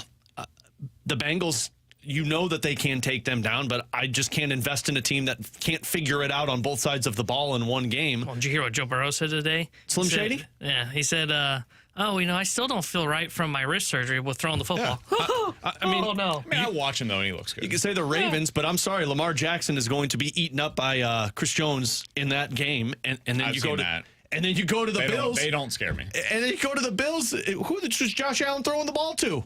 So I don't know, man. I can't give you the right answer because the Chiefs, at least defenses looked good. And when they get their guys back, I know they're not going to get Rashee Rice, but we all know what's going to happen. They're going to trade for a star, and it's going to be fine. I don't see anybody unseating the Chiefs. T-Bone, I'll go next because I'm curious. I don't know who you're going to say on this. It's still the Bengals. It's still the Bengals. I know they're 1-4. I don't know how they're going to make the playoffs this year, but if they do, to me, the biggest threat to the Chiefs in the AFC, the one that can actually beat them in a postseason matchup, is still the Bengals. It's the one team that I fear. I'm not scared at all of the Baltimore Ravens. Zero fear of that team. I should be because Lamar is amazing, but I've seen him go up against Steve Spagnuolo and Chris Jones. Doesn't work. Doesn't work. Every time he falls short. The Buffalo Bills, I don't think they have the pass catchers to threaten what the Chiefs do. Nope. Josh Allen scares the hell out of me. That guy is the one dude in the postseason that has been the best against the Chiefs. Burrow has beat the Chiefs, but Josh Allen has put together unbelievable performances against that defense. But he doesn't have anybody to throw to right now. The Houston Texans don't have a defense. The Steelers don't have an offense. Like, everybody is very one-sided. The Jets just fired their head coach. I don't fear anybody else in the league or in the conference right now. So for me, it's still the Cincinnati Bengals, despite their 1-4 record. You could have said, I don't fear anybody else in the league because go ahead and pick your poison in the NFC. True. The Vikings defense would be something that would scare me. I think that's fair. Dan Campbell's just... I think the Lions are a really good team. I think too. the Packers are a really good team as well. I think the NFC still has some really good teams. I think if you're looking at a team that's going to beat the Chiefs, you have to look and say, okay, who's got the pass rush? Because that's what it comes down to. The games that we've seen Mahomes lose, sure, Mahomes struggles. Well, why does he struggle? It's because Max Crosby's like running at him, screaming at him like a madman about to tackle him. He's intimidating. So I still lean towards the Bengals because they've got Trey Hendrickson who can get to the quarterback. That offense, I know they lost last week. Everybody's like, they're 1-4. I actually left that game feeling really good about the Bengals because it actually looked like the Bengals we were expecting. So they're the one for me. I thought about Baltimore. The thing is Baltimore has to do it in such a different fashion than everybody else in what I just said of having a pass rush, because the way that Baltimore's going to do it and the way that they're going to beat you, and I love what Chris Collinsworth said on Sunday night when they beat, I think it was Buffalo. It's almost like playing against, it's a totally different scheme that you see. It's almost like when a team books Army or Navy to play. Yep. Because they're going to just run the football. They're going to try and beat the crap out of you with their running back, Derrick Henry, and their offensive line. And I think what they would do to try and beat the Chiefs is it's not going to be this, we're going to slow down Mahomes. No, Mahomes isn't going to be on the field. We're going to run the football. Work against this Chiefs team. That's the thing. The Chiefs are really good against the run now. Like, it came out of nowhere, but this year they're an elite run defense. To be fair, the Ravens almost beat the Chiefs to start the season by a toe. They almost tied the Chiefs. Wow.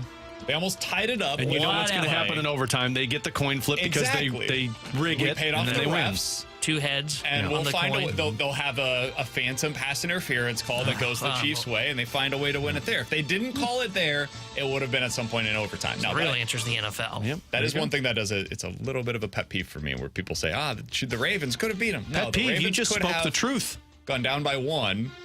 Then and for then 2 had and to 1. go for 2, and then they probably would have missed it because the refs would have given the Chiefs a call. They would have pushed it back 15 yards. You know how it works. It's great. Unbelievable. It's nice to have the refs on your Cheater. payroll. It's finally time that you admit that the refs are on the. I just did. side. Of course I they know. are. I'm glad. It's Meanwhile, really. you're Let me tell complaining you. about the umps in the KC game yesterday. I'm not even getting into that right now. I don't have the time. It's really great to have the refs on your side. You guys should try it. Whoever your favorite team is, you should try to get them to incentivize the refs. It's impossible because you can't pay the NHL refs to be on your side. They don't know what they're doing when they're out on the ice. Speaking of the NHL, Blues back in action this evening, a game that you'll be able to hear right here on 101 ESPN, as you can hear each and every one of them because this is your home of the St. Louis Blues. Alex, are the Blues goalies going to be the thing that helped them avoid what happened last night in the NHL, which is, hot damn, everybody's scoring 7+ goals? We'll talk about it next year on 101 ESPN.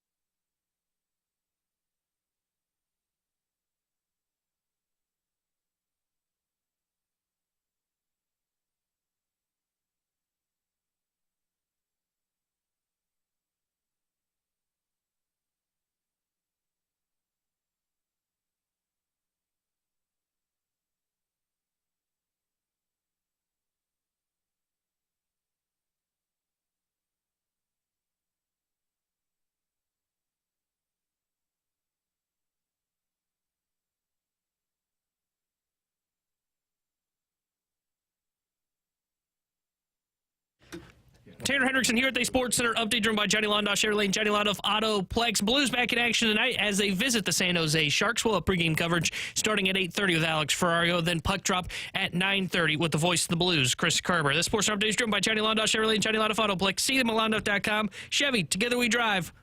Are you kidding me?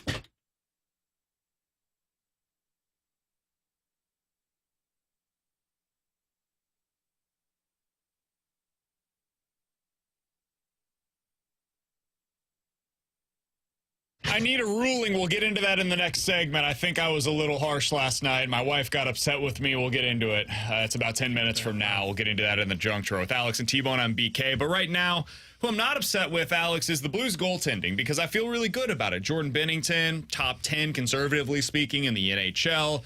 Joel Hofer, one of the best backup goalies that you'll see in the NHL. I know you were watching last night, Alex, as teams were posting 6, 7, 8 goals with regularity. Yeah, I hope you bet the over last night. 6-0 in favor of the Rangers, 6-0 in favor of the Jets, 6-5 in favor of the Flames over the Canucks in overtime, and then an 8-4 victory for the Golden Knights over the Colorado Avalanche. Feels like this might be a year where I don't know if it's the preseason, the way the teams are treating it, if we're going to see more of the NHL being kind of like the NFL, where, hey, first couple of weeks going to be a little sloppy before things start to get more fully developed. What do the Blues goalies allow for that in terms of the structure of the game, buying them time, Alex? To take over the Western Conference. Now, not so much in being the first place team, but I think that is the path to a playoff spot for St. Louis. And that's no surprise, Captain Obvious for Blues fans listening right now, especially me, who is a Binnington honk. But you don't just have Jordan Binnington. My expectation is Joel Hofer plays tonight for the Blues.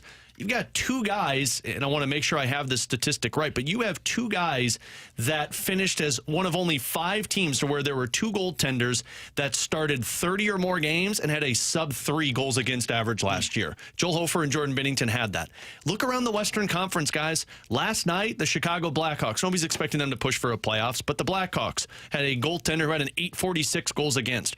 Guys, Colorado had to pull their goaltender in the first period because he had a 688 save percentage. Everyone's like, they've got the 3 best players in the game. That's great, but if your goaltender can't stop the puck, you're going to have to score 6, 7, 8 goals. Last night, they would have had to score 9 if they wanted to win that hockey game. How about Barbie? Barbie as well in that top line. I mean, the dude looks like a first liner. Feel a little bad about trying to trade him away for the longest time? Good for him, man. I always said he's a good player. He you didn't fit in with the Blues plans, and I still will stand by that. Edmonton had to pull their Edmonton had to pull their goalie who got them to the Stanley Cup final last year because he had a 615 save percentage to play another goaltender. And then you just keep going down the list. Seattle's goalie, he allowed those 3 goals in like a 2-minute span. Utah, Vancouver, Vegas. If I go around the Western Conference, I would look at these teams and say I can pick 2 goaltenders that I'd rather have on my roster than Jordan Binnington. And then add in the tandems. I would say the Blues are the number 1 team. I'd rather have that tandem in the Western Conference. That's your path to the postseason. As you figure out your 5-on-5 offense, as we talked yesterday, did not look pretty. Your goaltender keeps you in that hockey game, and the tandem, which was one of my Ferrario 5 bold predictions, that's going to be one of the best tandems in the National Hockey League this season. And it allows you for your defense to buy time as well. I mean, the first 2 periods, let's just be honest, the defense wasn't that great for the St. Louis Blues. It got better in the third, and they had great shot suppression and held them to 4 shots against the Seattle Kraken. But as long as you've got the goalies back there, that can at least give you a shot. Sure, Binnington gave up 2 goals. One of them was just kind of a weird rebound that happened to go right back to Vince Dunn. So he made the original save. Long as you have that, you can buy yourself time for in-game situations. But also, as your defense starts to work together a little bit more, starts to build a little bit more chemistry, you kind of shuffle through the line combinations until you kind of figure things out to where you feel comfortable for like a 5-10 game run with those lines. It's going to give you a shot in every game. And that's what Jordan Binnington gave to the Blues last year. Guys, the Blues last year were terrible at 5-on-5 offense. You know why they had a shot to make the playoffs? Because of Jordan Binnington, because of Joel Hofer. If you still have that this year, and we still feel a little bit better about what the roster is as a whole, they're going to be back in that same conversation and potentially avoid the slow start that we've seen year over year the last couple of years for the St. Louis Blues. I do wonder if some of what we're seeing what we saw in the NFL in the first couple of weeks by I would say like the Steelers, Chargers could potentially be another example of this, where they won basically because their defense bought them time. Like the Steelers won in week 1 against the Falcons despite not having a single touchdown in the game. They exclusively kicked field goals and won the game 18-10. They went into week 2, won the game 13-6 against the Denver Broncos in a very defense-first style of a game. Chargers were the same thing. They went in week 1, 22-10 against the Raiders. Week 2, they didn't go up against the best team in the world, but against the Panthers, they win 26-3 because of defense. I wonder if you could see something similar for the Blues, where early on it buys you time to get the offense figured out, build up some of this chemistry, figure out what you have defensively with the new guys that are being incorporated into the lineup, and then over time, you'll start to see that offense come around. And you'll start to see them put up some of these bigger numbers because the structure of the team clearly wasn't there for the majority of that game in game 1. There's nothing wrong with that. It is what it is. But it took them 35 minutes or so to really find their legs. And then eventually they played a really great game in the third period overall. And they had just enough time to be able to come out with the win in that one. Against a team like San Jose, this should be an opportunity for you to get that offense going a little bit more. Yeah. But against Vegas, you're going to need your goalie to stand on his head a little bit. Like that's why, to me, Alex, I would go with Hofer tonight and then Benner tomorrow. I don't know if it's been announced yet as to what their exact plans are there, but I would go to Hofer tonight. Give him this opportunity. You've got the back-to-back games. Benner's your better guy. Put him against the more difficult matchups. Give yourself the best chance possible against Vegas. Let's see what they look like over the next couple of days. Yeah, I mean, because look, they're going to not be cautious, but they're going to make sure that Jordan Binnington has all of the rest he needs because they realize that your best shot at doing anything this season is a healthy and rested Jordan Binnington. And Jordan Binnington is always a better goaltender when he's not being overworked, which seems like a negative, but he's not Connor Hellebuck who could play 60, 70 games and then be great throughout. But the postseason always comes into play with him. Like Joel Hofer is going to see 35 probably games this season. Now's the time to do it. Get his feet wet just as much as you get Jordan Binnington's feet wet, and then you run this table. When you've got a hot goaltender with a hot hand, you set the other one down. When you got back-to-backs, you use both of them. This is the perfect type of game to get Joel Hofer's feet wet, just like the Devils did this when they started their season against the Buffalo Sabres. They played Markstrom in one game, Jake Allen in one game. You got two goalies that can carry you. You know who Jordan Binnington is? Jordan Binnington? He's Jimmy Butler. Jimmy Butler never plays more than 65 games in the regular season. Yeah, never. Probably. He's a load management guy. He's gonna get hurt. He's gonna have little nicks and bruises, and he's gonna take a few games off. And he's not gonna put up the best numbers in the regular season. He's gonna be really good. He's consistently gonna give you, 20 points, 6 rebounds a night. That's gonna be what Jimmy Butler provides for you every single night. And you set it and forget it. But he's gonna miss about 20 games over the course of the regular season. That's Jordan Binnington. Mm-hmm. Because when Jimmy Butler gets to the postseason, the other thing you can guarantee is that dude is going to be the best player on the court almost every time he steps foot on it. I can't explain why. I don't think he's the most talented player on the court when he steps on it, but he's going to be the best. And that dude will give it his all, and he finds a way to take his game to another level, and he posts every single night in the playoffs. That's Jordan Binnington. I don't care if Jordan Binnington starts 45 games. That's totally fine by me. 45 to 50 feels like the sweet spot for him. Get him into that range, and you'll get the best version of him for the regular season, and then he's going to go out there and show out for you if you make it into the postseason. That's Benner for you. I feel really good about that. You think they get a win tonight? Big one? Big one? Like 4-1. Can they just go out there and from the moment that they drop the puck, they just look like the better team? No. T-Bone said absolutely not. I don't even know if they can because, look, it's a home opener for San Jose, and I know San Jose is like a negative team, but they do have some exciting players on it now. You've got 2 guys that were drafted in the top 3 over the last couple of years. I don't know if it's going to be 4-1. I do think they win this one. I think they win. It should be a game that they win 4-5-1. If you're Macklin Celebrini on their first line already? Yeah, they stink. Spent a first overall pick on them. Why wouldn't you? Top line? A playoff caliber team will walk into San Jose and just kick the crap out of them. And last year the Blues didn't do that. So Robert Thomas should have his way with that top line. Yeah. Oh, absolutely. Kyrou should be able to have his way with the second line. Kyrou's the one that should have his way tonight because he's going to be going up against Will Smith, who was drafted 3rd overall 2 years ago.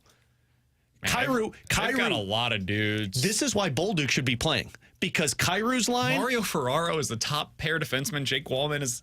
Oh boy, they've got a lot of names. This is why Bolduc should play, because Bolduc, if Bolduc was with Shen and Joseph and Kyrou with Buchnevich and Texier, those two lines would have their way tonight. Dude, this team is a blast from the past. Mackenzie Blackwood. They've just got a bunch of dudes that had a moment. You want to know? At some point had a moment in the NHL. That's how you get to the floor, baby. You want to know why I'm not saying that they're going to go out there and post in this one? Because Mackenzie Blackwood, always beats the Blues. I think he's 2-0 where he's allowed 2 goals total against the Blues. Barclay Goodrow. Remember when he got that massive contract a couple of years ago? Whew. Was he the one that, who was the one that, got claimed by them on waivers? Barclay Goodrow. Okay, is that who it was? I couldn't remember exactly, but I remember the whole, I'm going to block my trade there. They were that was the New York we'll put Rangers. You on waivers. That was the New York Rangers one, yeah.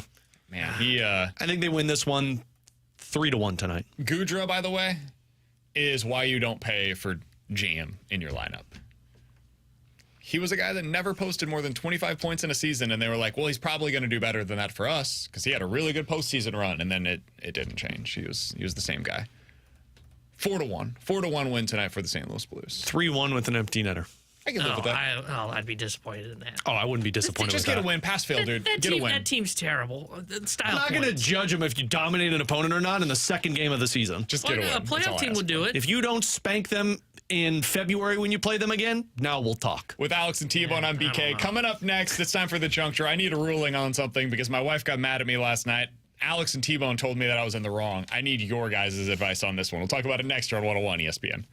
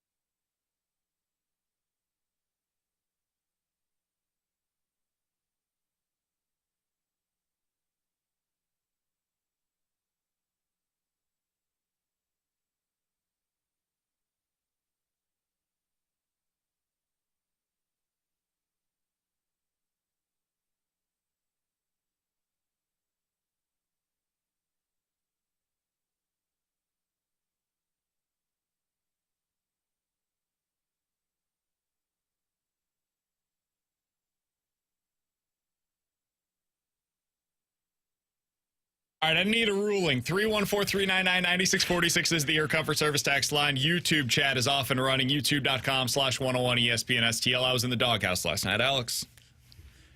What happened, buddy? What happened, buddy? I had a tone I'm problem. here for you. Oh, okay. Well, That's part of it. You don't need a ruling, then you lost. So, you guys know, part of what we do for our jobs is we watch sports for a living, right? It's a really tough way to go about it. Somebody's got to do it, though, and so we will be the ones that will wear that burden. Already trying to really spin welcome back this to thing. another tone problem. Yeah. I hate to break it to you, buddy, but everybody's not on your side before you even start. I know. I haven't earned exactly the benefit of the doubt in this regard. I also am a fan of the Kansas City Royals. What? Yeah. Traitor. My favorite team doesn't make the playoffs very often, guys. It's actually only happened twice in my entire life prior to this year. It was 2014, 2015. World Series and then no World, or lost in the World Series. Correct. Oh, man, what a rough life. You want to go 25 years for the Cardinals without making it back and then get a World Series Sure, and then not make it back for the next Well, I decade? think we're in the middle of it right now. Sure, if I could have Bobby Witt Jr., I'll take that. Touche. I'll take that. Anyways, Instead, so I get, the Royals you know. haven't made it to the postseason in the last decade. It's been really cool to watch my favorite childhood team get back into the playoffs. They're going up against the Yankees. There's this like whole historical thing. By the way, hey, networks, as a Royals fan, I don't need to see half an inning of George Brett being interviewed on the broadcast. I'm good.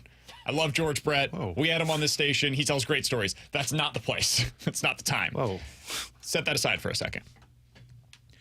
The Royals are playing against the Yankees in the postseason. It's a big game. I've got it on television. And as my wife starts to tell me a story about her text conversation with somebody, the Royals hit a triple. I react because the Royals hit a triple. I believe the most exciting play in baseball is a triple. Every time a triple happens, my whole saying is, I believe in love a triple. The Royals hit one. It also happened to tie the baseball game. So it was a big moment. It was 2-2 at the time. Massey hits the triple. It's like, wow, okay, the Royals are back into this thing, right? So I react accordingly. That was in the middle of my wife's story. She got upset and said, are you even listening to me right now? And you know how that is, Alex. My response is, the Royals just hit a bleeping triple. And This is the welcome to biggest problem. Royals game that I've seen in the last decade. I'm sorry. We can get back to your story here in just a second, but I need to take a moment to internalize what I just witnessed on the television. Did you really say that, though? That was almost exactly word for word. And, like, Did you use the S word? what? That you're sorry? No, absolutely not. Okay. And welcome back. I didn't feel like I needed to. You know how you do this whole like Cardinals PR, this is what you should have said and people would have been on board with it? Let's reenact this for a minute. I'm going to be Kara. Oh, no, I'm sorry. You be Kara. I'll be you. Okay. Okay, start your story. So I was texting. Oh, my God, you did a bleeping triple! Are you listening? Oh, sorry, honey. That was a big play for the Royals. I'm listening now, I promise. Oh, that was good. Well, That was hold good. on. It got a little worse. I then looked at my phone. Oh, Because my buddy had texted oh my God! Even T-Bone isn't. Yes, he doesn't have dates, and he still I just understands that you don't do I that. listened to Jackson Vice. I got hinged yesterday. I didn't know that was bad. So you went from ignoring her and not telling her sorry to looking at your phone and texting your buddy. Here's my other question. No, Could you, he texted me and I was reading the text. So you were listening to your buddy before your wife. yeah. Well, you feel like that sounds bad, but this was an immediate moment. Like, her thing was, the story's not going anywhere, right? You are doing well right now, No, man. but hold on. There's some logic here. Her story's not going anywhere. It's going to be there in 30 seconds.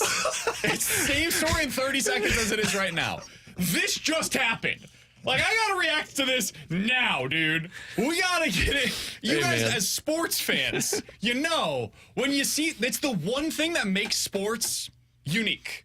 They're live. You react to it right now. It just happened. Holy bleep, they hit a triple. It's a tie game. Oh my God, the Royals might win this thing. If your team is on the screen, you react to it in that moment.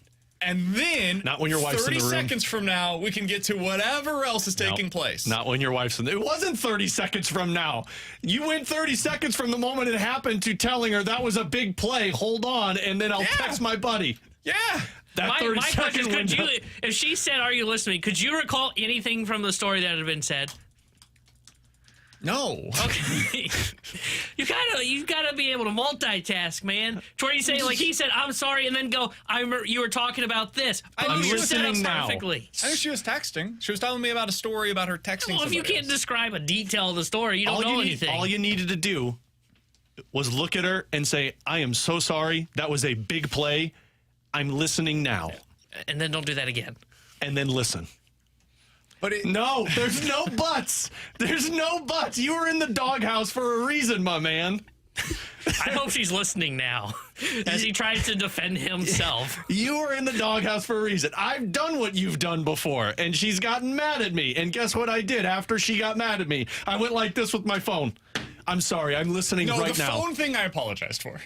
The phone thing.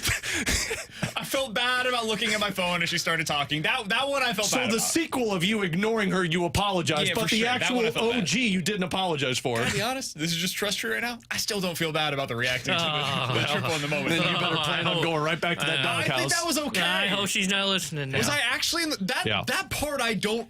Yeah, you were in the doghouse, man. Sure, in the doghouse. Yeah, you were in the wrong. We can all agree as sports fans, that's human nature. You Yes. gotta react in the moment. Yes, as a single man, but when you're married, Yeah, I can react in the moment. wife is priority. Yeah.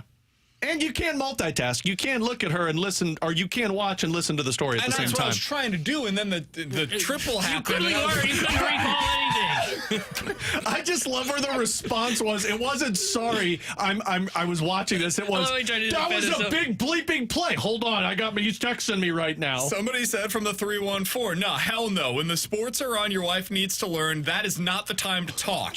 no. Train them early. No. Hey, Okay. There, okay. you could have just. I'm not loving my allies. Yeah, Yeah, you could have just read that second sentence. That's an ally you don't want. Look, if this was like a Cardinals game and he had to pay attention to it for work, okay, I'm a little bit more on his side. The fandom part, you're never going to win You that know when argument. you said that, guess what? Her story's going to be there in 30 seconds. That exact same play is going to be on social media for the rest of your life. But it's not the Yeah. same. It's not the same. It's not the same. You've got to react to stuff live, dude. That is part Let me of ask you what this. makes it special. When she got mad at you, did you enjoy the rest of that game? I sure did, but I got to tell you, there was not a whole lot of talking. Yeah, I was he going to couldn't say. even sense just the.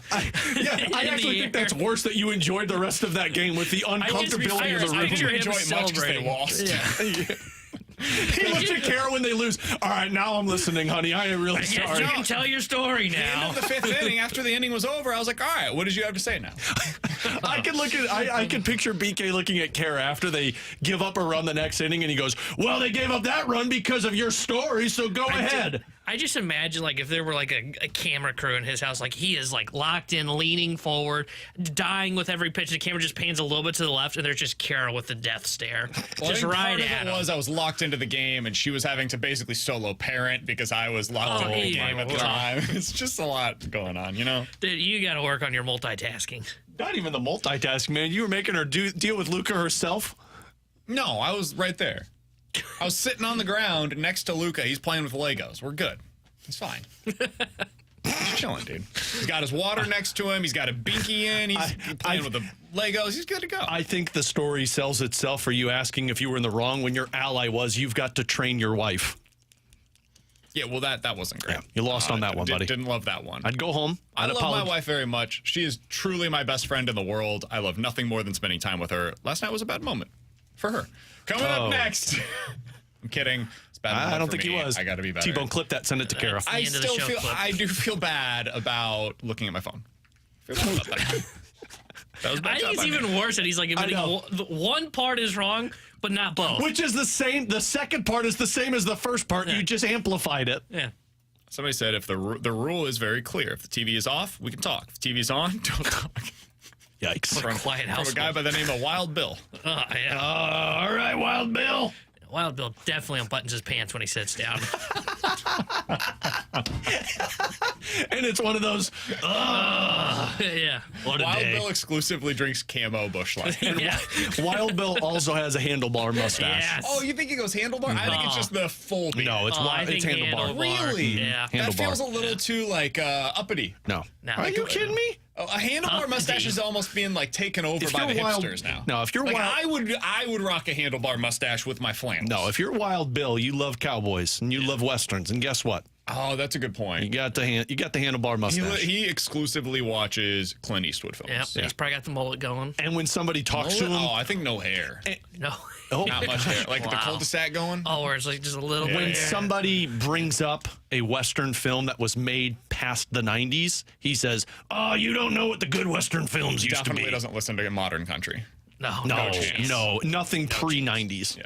With Alex and T-Bone on BK. Coming up next, how are you going to Bill's remember the just got great 2021 and Bill. 2022 seasons? I bet you guys didn't have anybody talking to you during those postseason games. Talk about it next year on 101 ESPN.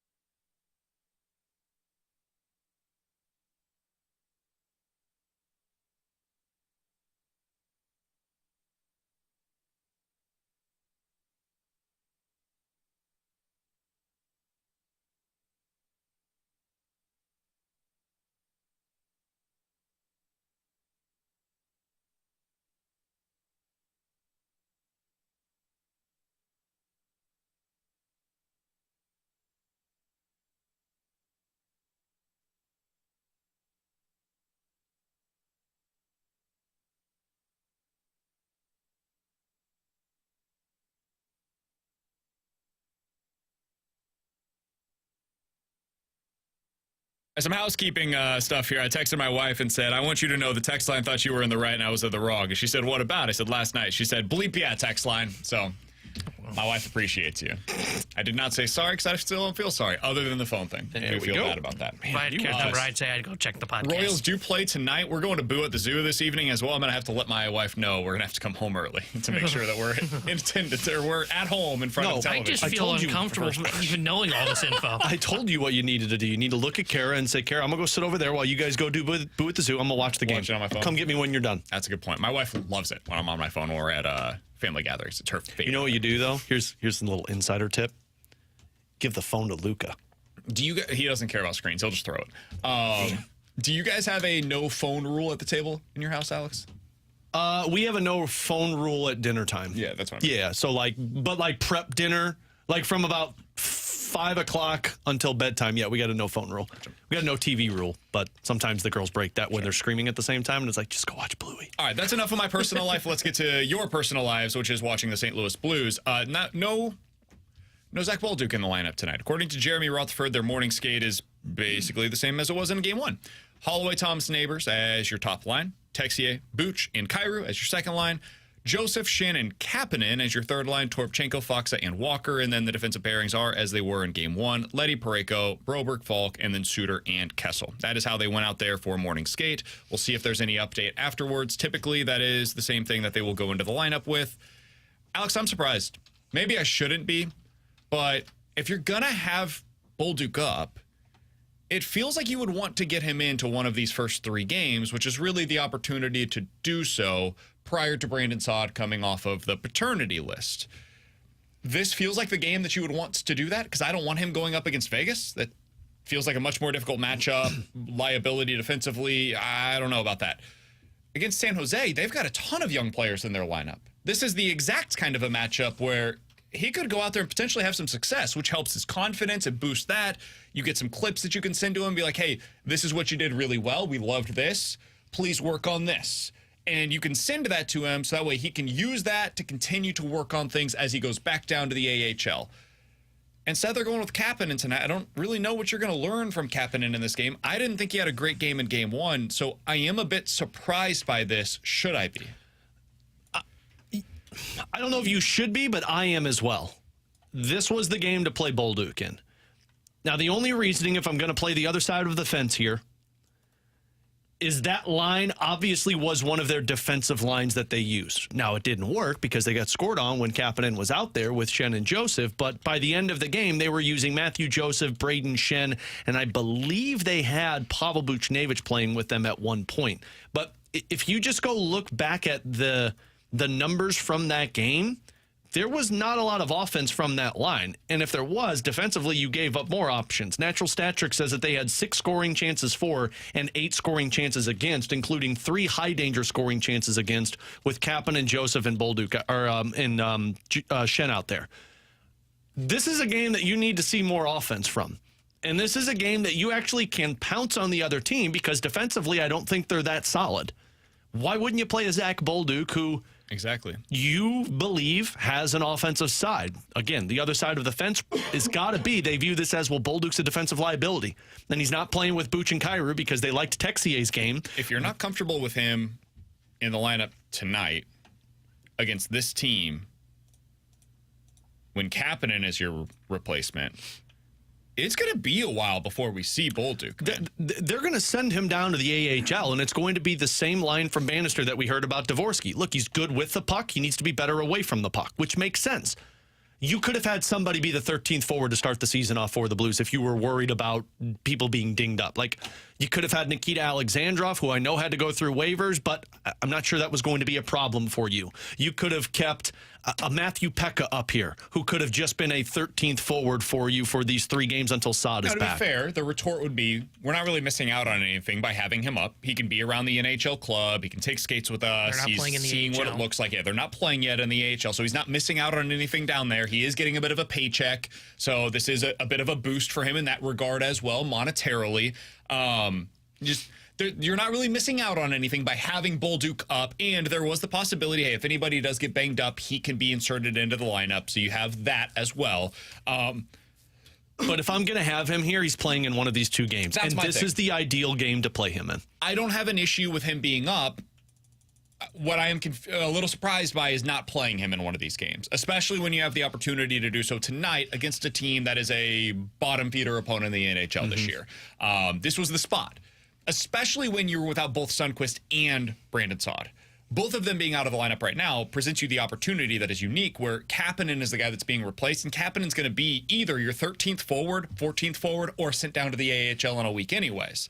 So that's where I am.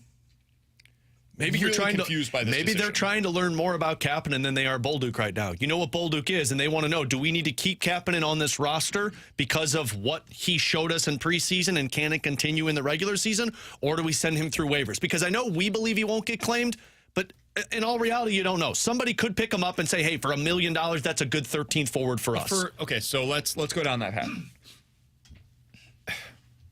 You have to make a decision here pretty soon for Brandon Saad. That's easy. You send down Bolduc whenever Brandon Saad's returning. Then you're going to have to make another decision. That's for Oskar Sundqvist. You either send Kapanen through waivers, or you send Perunovic through waivers. Both guys have had ample opportunity to prove to you who they are with the Blues. You're not going to learn enough tonight for Kapanen to signify one thing in either direction. He will not show you anything tonight that's like, oh, because he played that way against the San Jose Sharks, we've got to make sure that he's around for the rest of the season. And he also won't show you anything tonight that's like, oh, well, because he did that against the Sharks, we no longer can have him on the roster. You know who Kapanen is, for better and for worse. You're rewarding him, though, for performing well in preseason. And give him the 2 games. You know, like, hey, because you outperformed Zach Bolduc head-to-head, you get 2 games.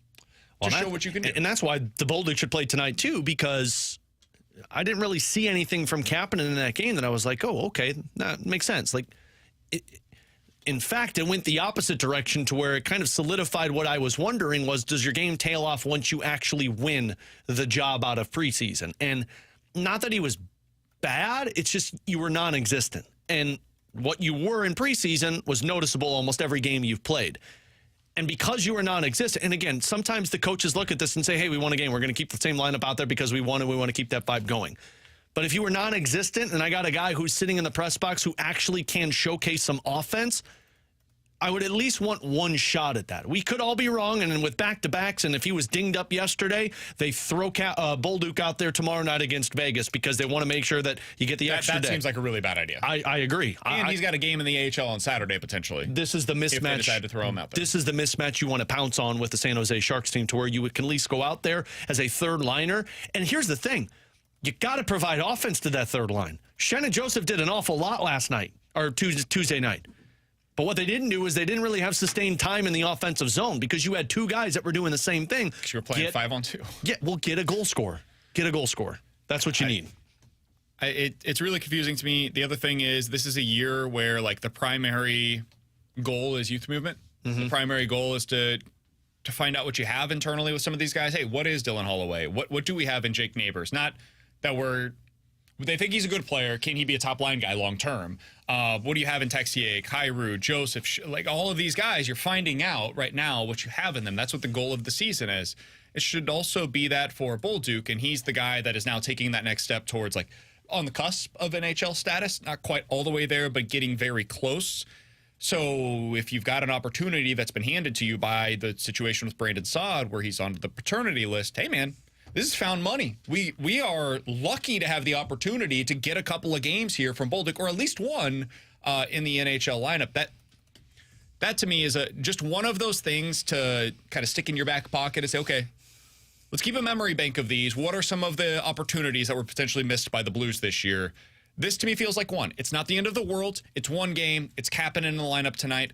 Again, not the end of the world. It's just a decision that I personally disagree with. And I wish they would have gone on the other direction of it. We'll see what Kapanen does tonight. I'm excited for him to have a hat trick. Coming up next. Don't bet on that. How will the 2021 and 2022 seasons be remembered by Cardinals fans long term? We'll talk about that next year on 101 ESPN.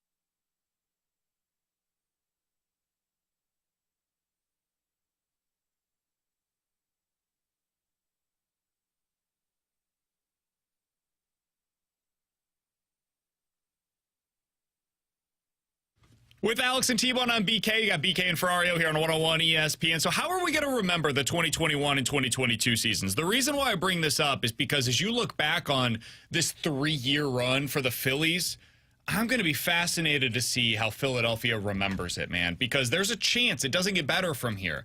They might have missed their best opportunity to go on to win a World Series with this core group of players where they've got superstar position players, a two-headed monster at the front end of the rotation. They have developed some guys in that rotation as well. It's a really good roster that they've assembled, and they might have just missed over the last 3 seasons their best chance to be able to win a World Series with them on the roster. The Dodgers, I'm sure they look back at some of their teams that they've assembled and are like, man, that was our real opportunity to go out there and win one.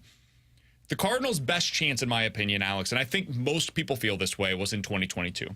They had an excellent team. They had a really good team. Excellent might be a little far. But they had 2 MVP caliber players in Nolan Arenado and Paul Goldschmidt. Albert Pujols came back and was like prime Albert Pujols for a year. Nootbaar was really good that year when healthy. They ended up having a rotation that kind of came around, honestly. People don't remember it this way, but Miles Mikolas was fantastic. Waino, up until the last month or so, was really good for them. And then Montgomery and Quintana were fantastic down the stretch. That was the team that had a real chance to be able to go on a run. I mean, you're seeing Montgomery last year helped his team win the World Series. Quintana's trying to do the same thing this year with the Mets. Alex, when you look back on 2021 and 2022, how will you remember those seasons? 2022, I'm going to always remember as the year of Albert. I don't know if I'm going to view that. I mean, disappointment, yes, because it felt like that was a team that felt like one of those teams that we're talking about with the Mets or the Tigers right now, to where it's like you just go on this weird run, you have this great thing happen with the reemergence of Albert Pujols, and you're like, this team's got magic. They should go on a run in the postseason. And then you fell flat on your face. But I don't know if I'm going to remember it as much as I'm going to remember you got that final year with Albert Pujols. Like there was so much, there was so much sentimental value of the 700, but also like his reemergence because it was so far down the path of this guy's washed up, he shouldn't be playing anymore, and then you just had that dominant pace in the second half. I got to be honest with you, the only thing I remember about 2021 was the fact that you lost in 1 game to the Dodgers. No, you remember the 17-game winning streak. I didn't when we originally started talking about it because I'm like, oh yeah, that is the year that they did the 17-game win streak. But that one doesn't feel very memorable to me. Like 17-game winning streak for me was really memorable. That's one of my favorite moments of my time here in St. Louis. It is, but it didn't feel like I could really buy into it. Like 17-game win streak, absolutely, but you were bad for 3 months. And then 17 games in a row, you're like, oh, they figured it out. I mean, but what are we talking about right now with this year's postseason? Hey, get hot at the right time. It felt like the Cardinals got hot at the right time. That 17-game winning streak ended on September 28th. Yeah. Like they timed it to be their best baseball was being played right before the postseason. Now, all of us also had real questions about the pitching. Like they were doing it with Jay Happ and John Lester and Waino and Wood. Like it was not the creme de la creme when it came to what they were throwing out there on a day-in, day-out basis for their starters. There were question marks there. But they were playing great baseball up until the end. Yeah, and it could just be, I mean, I am labeled the Cardinals hater on this show, so it could just be that I just didn't believe in them. But from what the first 3 or 4 months, like June was so bad that you watched it and you're like, man, this is great, and I'm glad they're doing this. But I don't know if I believe that they can actually do damage in the postseason. I think 21 is just going to be kind of forgotten. I mean, that 17-game winning streak, I think there will be people, like a couple years from now, will say, remember when the Cardinals won that 17-game winning streak? I don't think people will be able to pin the year. Because it was at the end of the regular season, it got them to the playoffs, and then they did nothing. They were out just like a flash of a camera, and they were gone. So I think that year's going to be pretty well forgotten. You know, I think 22 is the year that's going to be remembered, and it's not even for what they did in the regular season because they won the division or what they did in the playoffs where they got back. It's just going to be remembered because of Albert. Albert was just such a ticket-selling machine, and because of your point, the second-half resurgence for him where he suddenly became the best hitter in all of baseball, and that just brought back memories of people watching Albert in his prime. So I think 22 is going to be remembered for a long time, and it's just going to be because of Albert. 21's the year where I think it's probably going to eventually start to really fall on, oh, yeah, that was the team that won 17 games in a row. Oh, yeah, they did lose in the playoffs to the Dodgers in 1 game. Man, 2022 to me feels like a year that in a decade we're going to look back and be like, they missed their opportunity there. Yep. I'd agree. I think we will remember it for more than just Albert. I think we'll remember it as, man, that was a pretty damn good team. they had some good young players on that squad, like the kind of supplementary pieces that you need when you're going to go on a run. Brendan Donovan at that point had emerged. Juan Yepes had a very clear role coming in off of the bench potentially. Albert, Arenado, Goldie, that's the kind of three-headed monster that you need in the middle of your order to be able to make a run through October. And, man, I think we underestimate how good their pitching was that year. It was pretty darn good. Ryan Helsley was amazing. They had emerged with some guys coming out of the bullpen where you had Gio, you had Palante. You had some guys back there that you could trust. And, like, their starters were good. You went into the postseason, you had Michaelis, you had Monty, you had Quintana. I felt pretty good about it. I did think it was weird what they were going to do with their starting pitching in Game 3 where they were going to be like, hey, we're going to do this piggyback thing in Game 2 with Michaelis and Montgomery, and then Waino is going to start Game 3 for us. That was weird. But I think that was a really good team. And had they made it beyond the wild card round, I think they could have gone on a run. But everything came crumbling when Ryan Helsley's thumb was inserted into the ground in a game that he didn't need to be in. And he jammed it. He wasn't the same guy whenever he came into the game in the postseason. That first game, everything swung on that. Everything. It's kind of weird because I feel like 21 and 22 are going to be lumped together by Cardinals fans, not so much in like how you remember individual seasons, but as you look back and you say, those were the 2 years that the Cardinals missed the bell of pouncing on an opportunity to win. Meaning going out there and bringing in assets that could help them make a run in the postseason, because you're not going to remember one season for itself, but you're going to remember overall. It's like that was their window to try and actually do something, and they never did. Do you feel that way now looking back at 2022? I think 21, I don't feel that way. Like, I think the only year they missed was 22. Because you have What Albert. did you feel like they missed that year? That like they should have acquired that they missed out on because had they done it, maybe it would have been more likely that they would have been able to go on a run. Because that season, they did at the deadline, I think covered up for some of their deficiencies. I know that these guys ended up pitching well, like Quintana pitched well, Montgomery pitched well when they were here, but we all agree, if you have to start Quintana game 1 in a playoff series, you're probably lacking in pitching. Still, I think the Mets are going to the NLCS right now when they did that. And 20 and last year, Jordan Montgomery started a Game 2 for the Texas Rangers, and they won the World Series. So I don't know that I can do that anymore, man. I know we've said that a lot about the Cardinals and what their starting pitching has been in the past. At this point, I'm watching these teams that are playing right now, and I don't know that their starting pitching is significantly better than what we saw from that team. Here's why 21 is the one that I'll look back to, because you had Tyler O'Neill playing like an MVP. You had Paul Goldschmidt playing like an MVP. And Nolan Arenado, he wasn't great, but he was really good for you. Your pitching that season, you were dealing with Waino, KK, Carlos Martinez, Jack Flaherty, John Gant, Johan Oviedo. That was when you brought in Lester and Happ. And you were trying to convince us that Lester and Happ are going to be the pieces that you can win with. The reason I don't tie 2021 to it, now looking on it in hindsight where they made the playoffs, it's easy to say, hey, they should have been more aggressive. You also got, by the time you got to the deadline in 2021, acquiring Happ and Lester was the right decision. And it was desperation. It was, we've got to get innings. Yeah, we don't have kids that can throw. If they had youngsters that could throw innings, they probably would have sold at that deadline. Agreed. But they had to just say, you know what, we're kind of in it if we squint, so we'll kind of do the bare minimum at the deadline. And that's why I just don't tie 2021 into it, because they weren't in a position to buy in 2021 at the deadline. 2022, they were. They were a team that was ready to go out, add some pieces, and they did, to their credit. They added Quintana, they added Stratton, and they added Jordan Montgomery. They weren't in a position in 2021 to buy. That's why, for me, it sounds weird to say, it's just the 1 year you look at and say, that's where they really missed, was 2022. 2021, maybe not so much at the deadline, but that offseason, to where you didn't really invest in any pitching. And maybe it was because you believed it. I think they whiffed on 21. 2021, I'm like, we can have whatever criticism we want about that team. I'm totally with you guys. 2022, I think they waited too long to get the pitching. And so, I do think maybe if there's a, what did they do that ended up coming back to bite them? That was the year that we said, you gotta end up in the top 2. That was the postseason where we were like, hey, avoid the 50-50 randomness of that wild card series. Get into the top 2 with your record, and that way you can get into the NLDS. And then nobody has won in the NLDS with that bye ever since. But that was the lesson from that year. And maybe had you come into the season with better pitching, you would have been able to do that. And you avoid having to wait all the way until late July to get Montgomery and Quintana, and you avoid the Steven Match, Jack Flaherty, Jake Woodford, Matthew Liberatore, Zach like all of those guys that ended up starting games for you that season, you have somebody that's more established in your rotation there. That I think is fair. But that season, I think they handled the roster pretty well once you got to the deadline. I think it was a really good lineup for the most part. I don't put that one on Mo as much.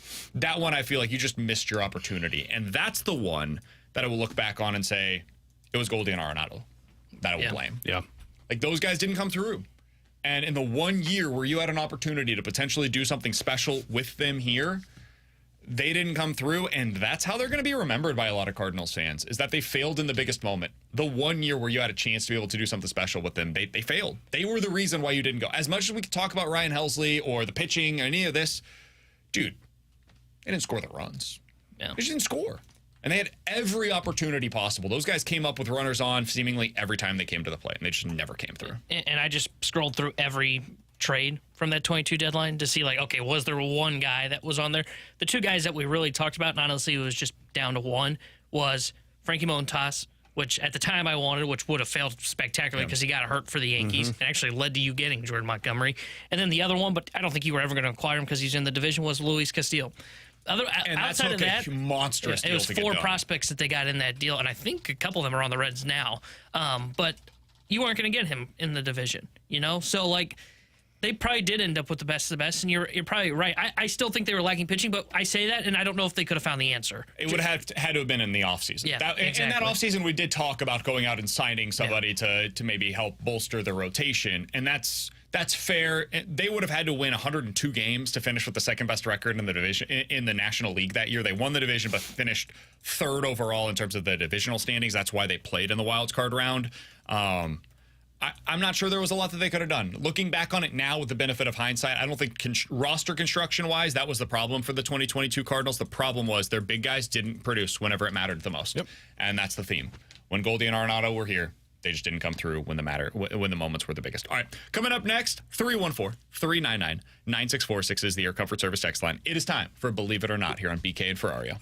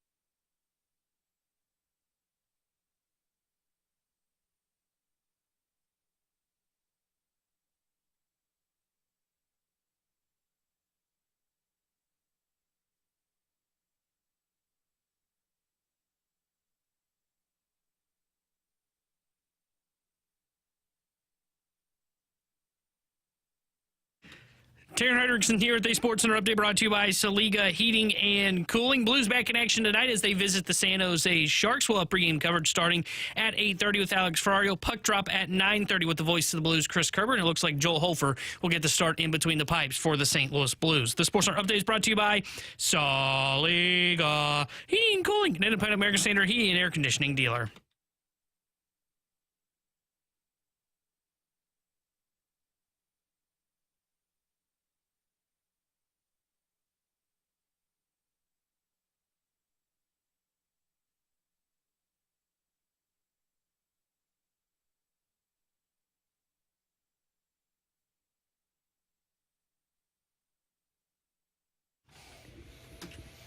This just makes my day.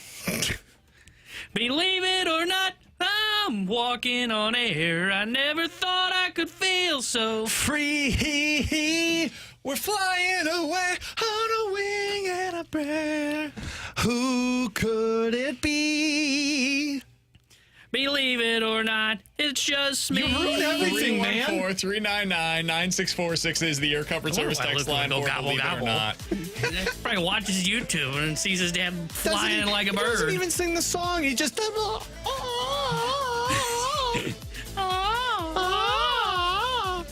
We can do something with that. Yeah. Battlehawk season. You just need to go to TNA. It's TNA, man. You sit back. What? TNA. Tanner and Alex is the band. Oh, I didn't know what you were. I thought you were saying TMA. I was like, you want me to do the 7 to 10 shift on TMA? What? You'd never do the morning show on Monday anyway. So. Yeah. Why Just not? add it to your rep every Tuesday. 2 weeks from now, I will be on the he'll be out morning again. show once again. Good with stuff. Brooke. Good All right, stuff. let's get into Believe It or Not. You guys give us a scenario. We will tell you if we're believing it or not here on BK and Ferrario. Guys, believe it or not, we will see a World Series between the Mets and the Tigers. Oh, not believe it. For all of our eyes, I hope not. We're so done with this Tigers thing. You can't do this in 7 games. No. You do it in 3. I don't know how you're doing it in 5. You're not doing that in 7. And what I mean by that is using a bullpen game for every other start other than Skubal.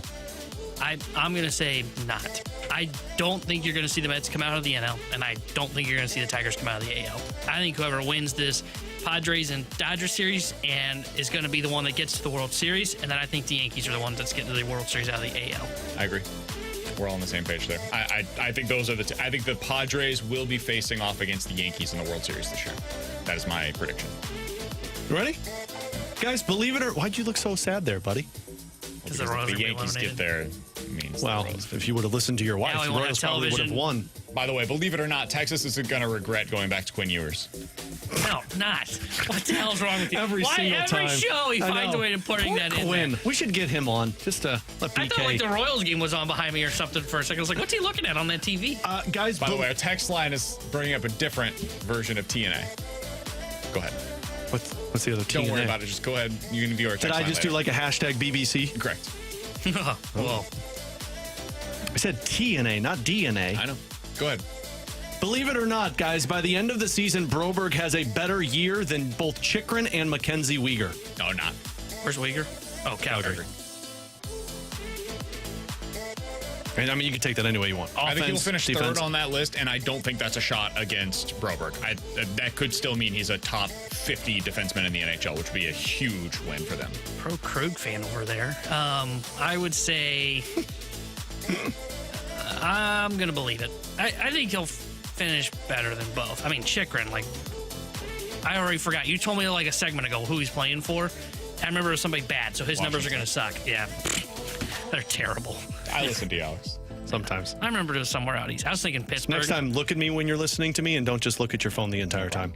Yeah, seriously. I'm believing this one. Chychrun had 41 points last year. Minus 30, but a Yeah. 41-point season. Yeah, I'm going to believe this one. I think by the end That'd of be this, awesome. I think by the end of the season, Broberg's going to be getting top pair opportunities with Parayko. He's going to be on the second power play. You're going to see offense from him, and I don't think he's going to be a defensive liability. T-Bone?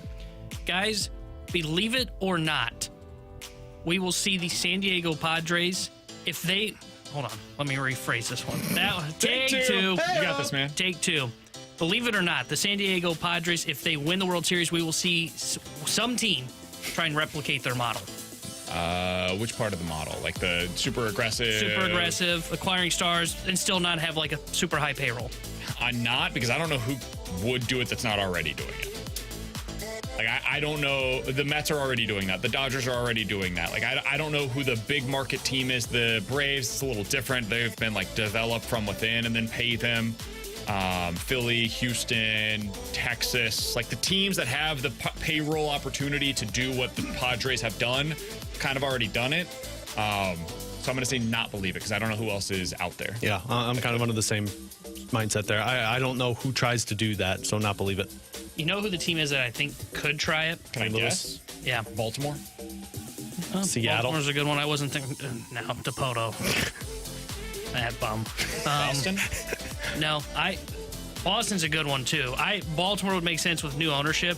The team that I was thinking of, and I'm checking to see where they are. Yeah, they actually have a higher payroll. Arizona. I wonder if Arizona will try it.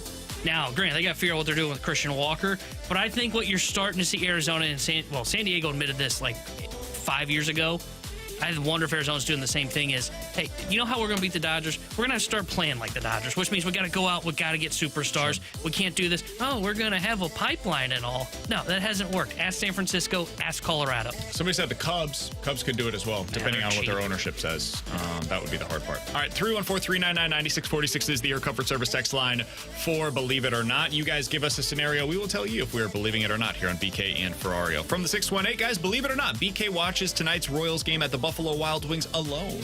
Oh, I don't know about that. I know, Kara, that's not going to happen. BK will be at Boo at the Zoo. If you said alone on a bench at Boo at the Zoo, yeah, that one I would have totally believed him. Believe it or not, we will see a 3-loss SEC team make the playoffs because they will be considered, quote, quality losses, end quote. I'm not believing I this. don't think we're going to see that this year. And, like, I'm trying to think of teams already with a couple losses, like Bama, if they get 3 losses. Vandy's not a quality loss. I don't care what you say. Mizzou. Could happen for Georgia. Georgia's a team that has a good enough schedule that maybe, like, they have a win already against Clemson, close loss against Alabama. If they lost to Texas and then one of Ole Miss or Tennessee, they would have a win against the other. They would have the win against Clemson on their resume. That would probably be the closest thing to being able to do this. Georgia's probably the one team that could get away with it. But I'm going to say not. I will too. I'm not going to believe it. I am doing a piece. I have a piece up in the Alton Telegraph if you'd like to go check it out. No, we don't do free plugs on the show. What's next on the text line? Explaining Missouri's current chances of getting to the playoff and if it's dead after their loss over the weekend. We don't do free plugs on this show. By the way, Last Minute Blues podcast episode out yesterday. 314-399-9646 is the Air Comfort Service text line. T-Bone's on play-by-play somewhere probably. Believe it or not, Robert Thomas will score at least 30 goals this season. Believe it. Wow. I didn't like how he didn't shoot the puck at all in that game. I think some of that was getting used to your line mates. This is the year that Thomas gets to 100 points. I'm not going to believe it either. He's just below. Yeah, I think he'll be close again. I think he's got a shot for 30 goals. Is he going to shoot it enough will be my biggest question. I like what you did there. Thank you. He's got a shot, but will he take it? Back to you, BK. It's T-Bone's problem. He's Alex, that's T-Bone. I'm BK. True. Coming up next, we'll hit the BK and Ferrario Rewind here on 101 ESPN.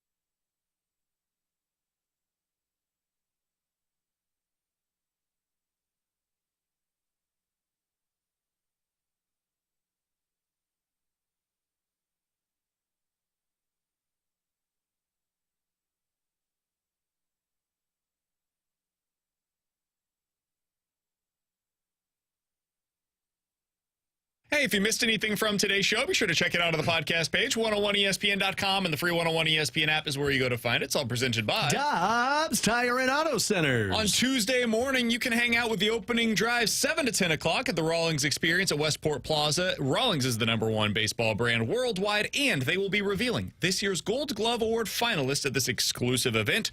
Opening drive live on Tuesday morning at the Rawlings Experience and the Westport Plaza for the Gold Glove Award finalist announcement. All the details on that at 101ESPN.com. Do you guys think how many finalists do you think that the Cardinals will have for that award? 2. Ciani and Arenado? Ciani's not eligible, is he? I think he did end up making it by the end of the year. I completely forgot about See, I Ciani, thought so he 3. Win, Ciani, Arenado? I actually would say Win, Ciani, and Goldschmidt. Oh, interesting. I'll go 2. I think it'll be Wynn and Ciani. Not even Do you think Guerrero. Arenado gets it? No. I don't know if he was that. I think he was for fine some reason, defensively I this year. think defensively his numbers ended up rebounding by the end of the year. I wonder if Donovan will get consideration for the utility. Same thing. Yeah, because he played a lot in left. He's pretty good in left, and then he was pretty good at second base. I'll have to look up what Arenado was by the end. As much as Cardinals LaPie has, I hope he's eligible for He it. was 4th in the National League. Arenado was in defensive run save. Wasn't the guy in Arizona hurt their first baseman this season? Walker. He Yeah. got hurt at the end. By He was outs healthy above for most average, Arenado was 3rd in the National League. Chapman is probably going to win it for the Giants. Yeah. I wonder Joey Ortiz with the Milwaukee. I wonder if Goldie gets that, especially for the wild throws that we saw from Mason Wynn, and he still made up for it. I know it doesn't. First base, like you can't even really look at the advanced numbers. They're just so kind of fluky over there. He did not rate well this year in defensive run saved. Goldie was an even at defensive run saved and outs above average. So wild. Especially with how he was offensively, I don't think he's going to get the benefit of that out this year. Yeah. I think it'll be Wynn will get it for sure. I'm pretty sure Ciani, I had seen that he's now eligible in the outfield, so I think he'll get one as well. I think both of them should win it this year, personally. Yeah, I would agree on Wynn. He's going to have a tough fight, though, because Lindor's the guy that's going to potentially win MVP. Outside of that, like, if Ciani is eligible, I don't know how somebody beats him. I think he has some of the best defensive rankings, and he doesn't have to go against Varsho, who was good in Toronto. He'll be the American League guy. Donovan's the only other one for me that I would consider. I think he should have consideration for the utility one because we saw him bounce around between positions, and he was good at both of them. Yeah, I agree with you. All right, Blues back in action this evening against the Sharks. Pregame coverage for that one, Alex, is at 8:30, so it's going to be a late night for you. I'm excited. Looking forward to talking with you tomorrow morning I can after stay a up that really late night this evening. Tell you what, I'll text you guys at the end of the game, and I'll text you 2 hours later when my daughter wakes up. Be sure to send us your notes and Yeah, no, you can bleep off on that one. Get your own notes. I got to get taped to a chair tomorrow too. Who's the one player? If you could hone in on one player tonight against the Sharks, who are you watching? Dylan Holloway. I like the way that he ended that game, and I like the way that top line played. I'll be curious if they can kind of take another step, because this should be a game. There's no big bodies defensively for the San Jose Sharks. I think Jan Ruda is the only one that they have that's like considered a big body. That sounded made up. But no, it's not. It's Tampa Bay Lightning guy. Won a Stanley Cup. I think that this should be a game that both Holloway and Neighbors can kind of post up and just stand there in front of the net and get some goals. I'm going Texier because you I clearly missed something in game one. So I'll be watching for game 2. Nope, Texier's the one for me because I clearly missed something. Broberg's another one I'd like to see him build off Texier is of. my guy. That's the one that I wanted. I was going to say the exact same thing. Everybody tells me that he was unbelievable in game 1. I didn't see it, and that's not to suggest that he wasn't great. I just personally, I literally missed it. So it's like when you miss a series when it's on the air for the first time, you're like, damn, everybody tells me that it was great, but I feel like I missed the opportunity to see it. I want to see Texier like Game of Thrones. He might be my Game of Thrones, the hockey player. There you go. Ooh. With Alex and T-Bone, I'm BK. Good. We will talk to you guys tomorrow live from the E&B Granite Studios out at the Centene Community Ice Center. Looking forward to that. Mike McKenna will join us live tomorrow as well. Potentially PK Subban. We'll see. That's all coming up tomorrow. That's on PK. Fast Lane's coming up next here on 101 ESPN.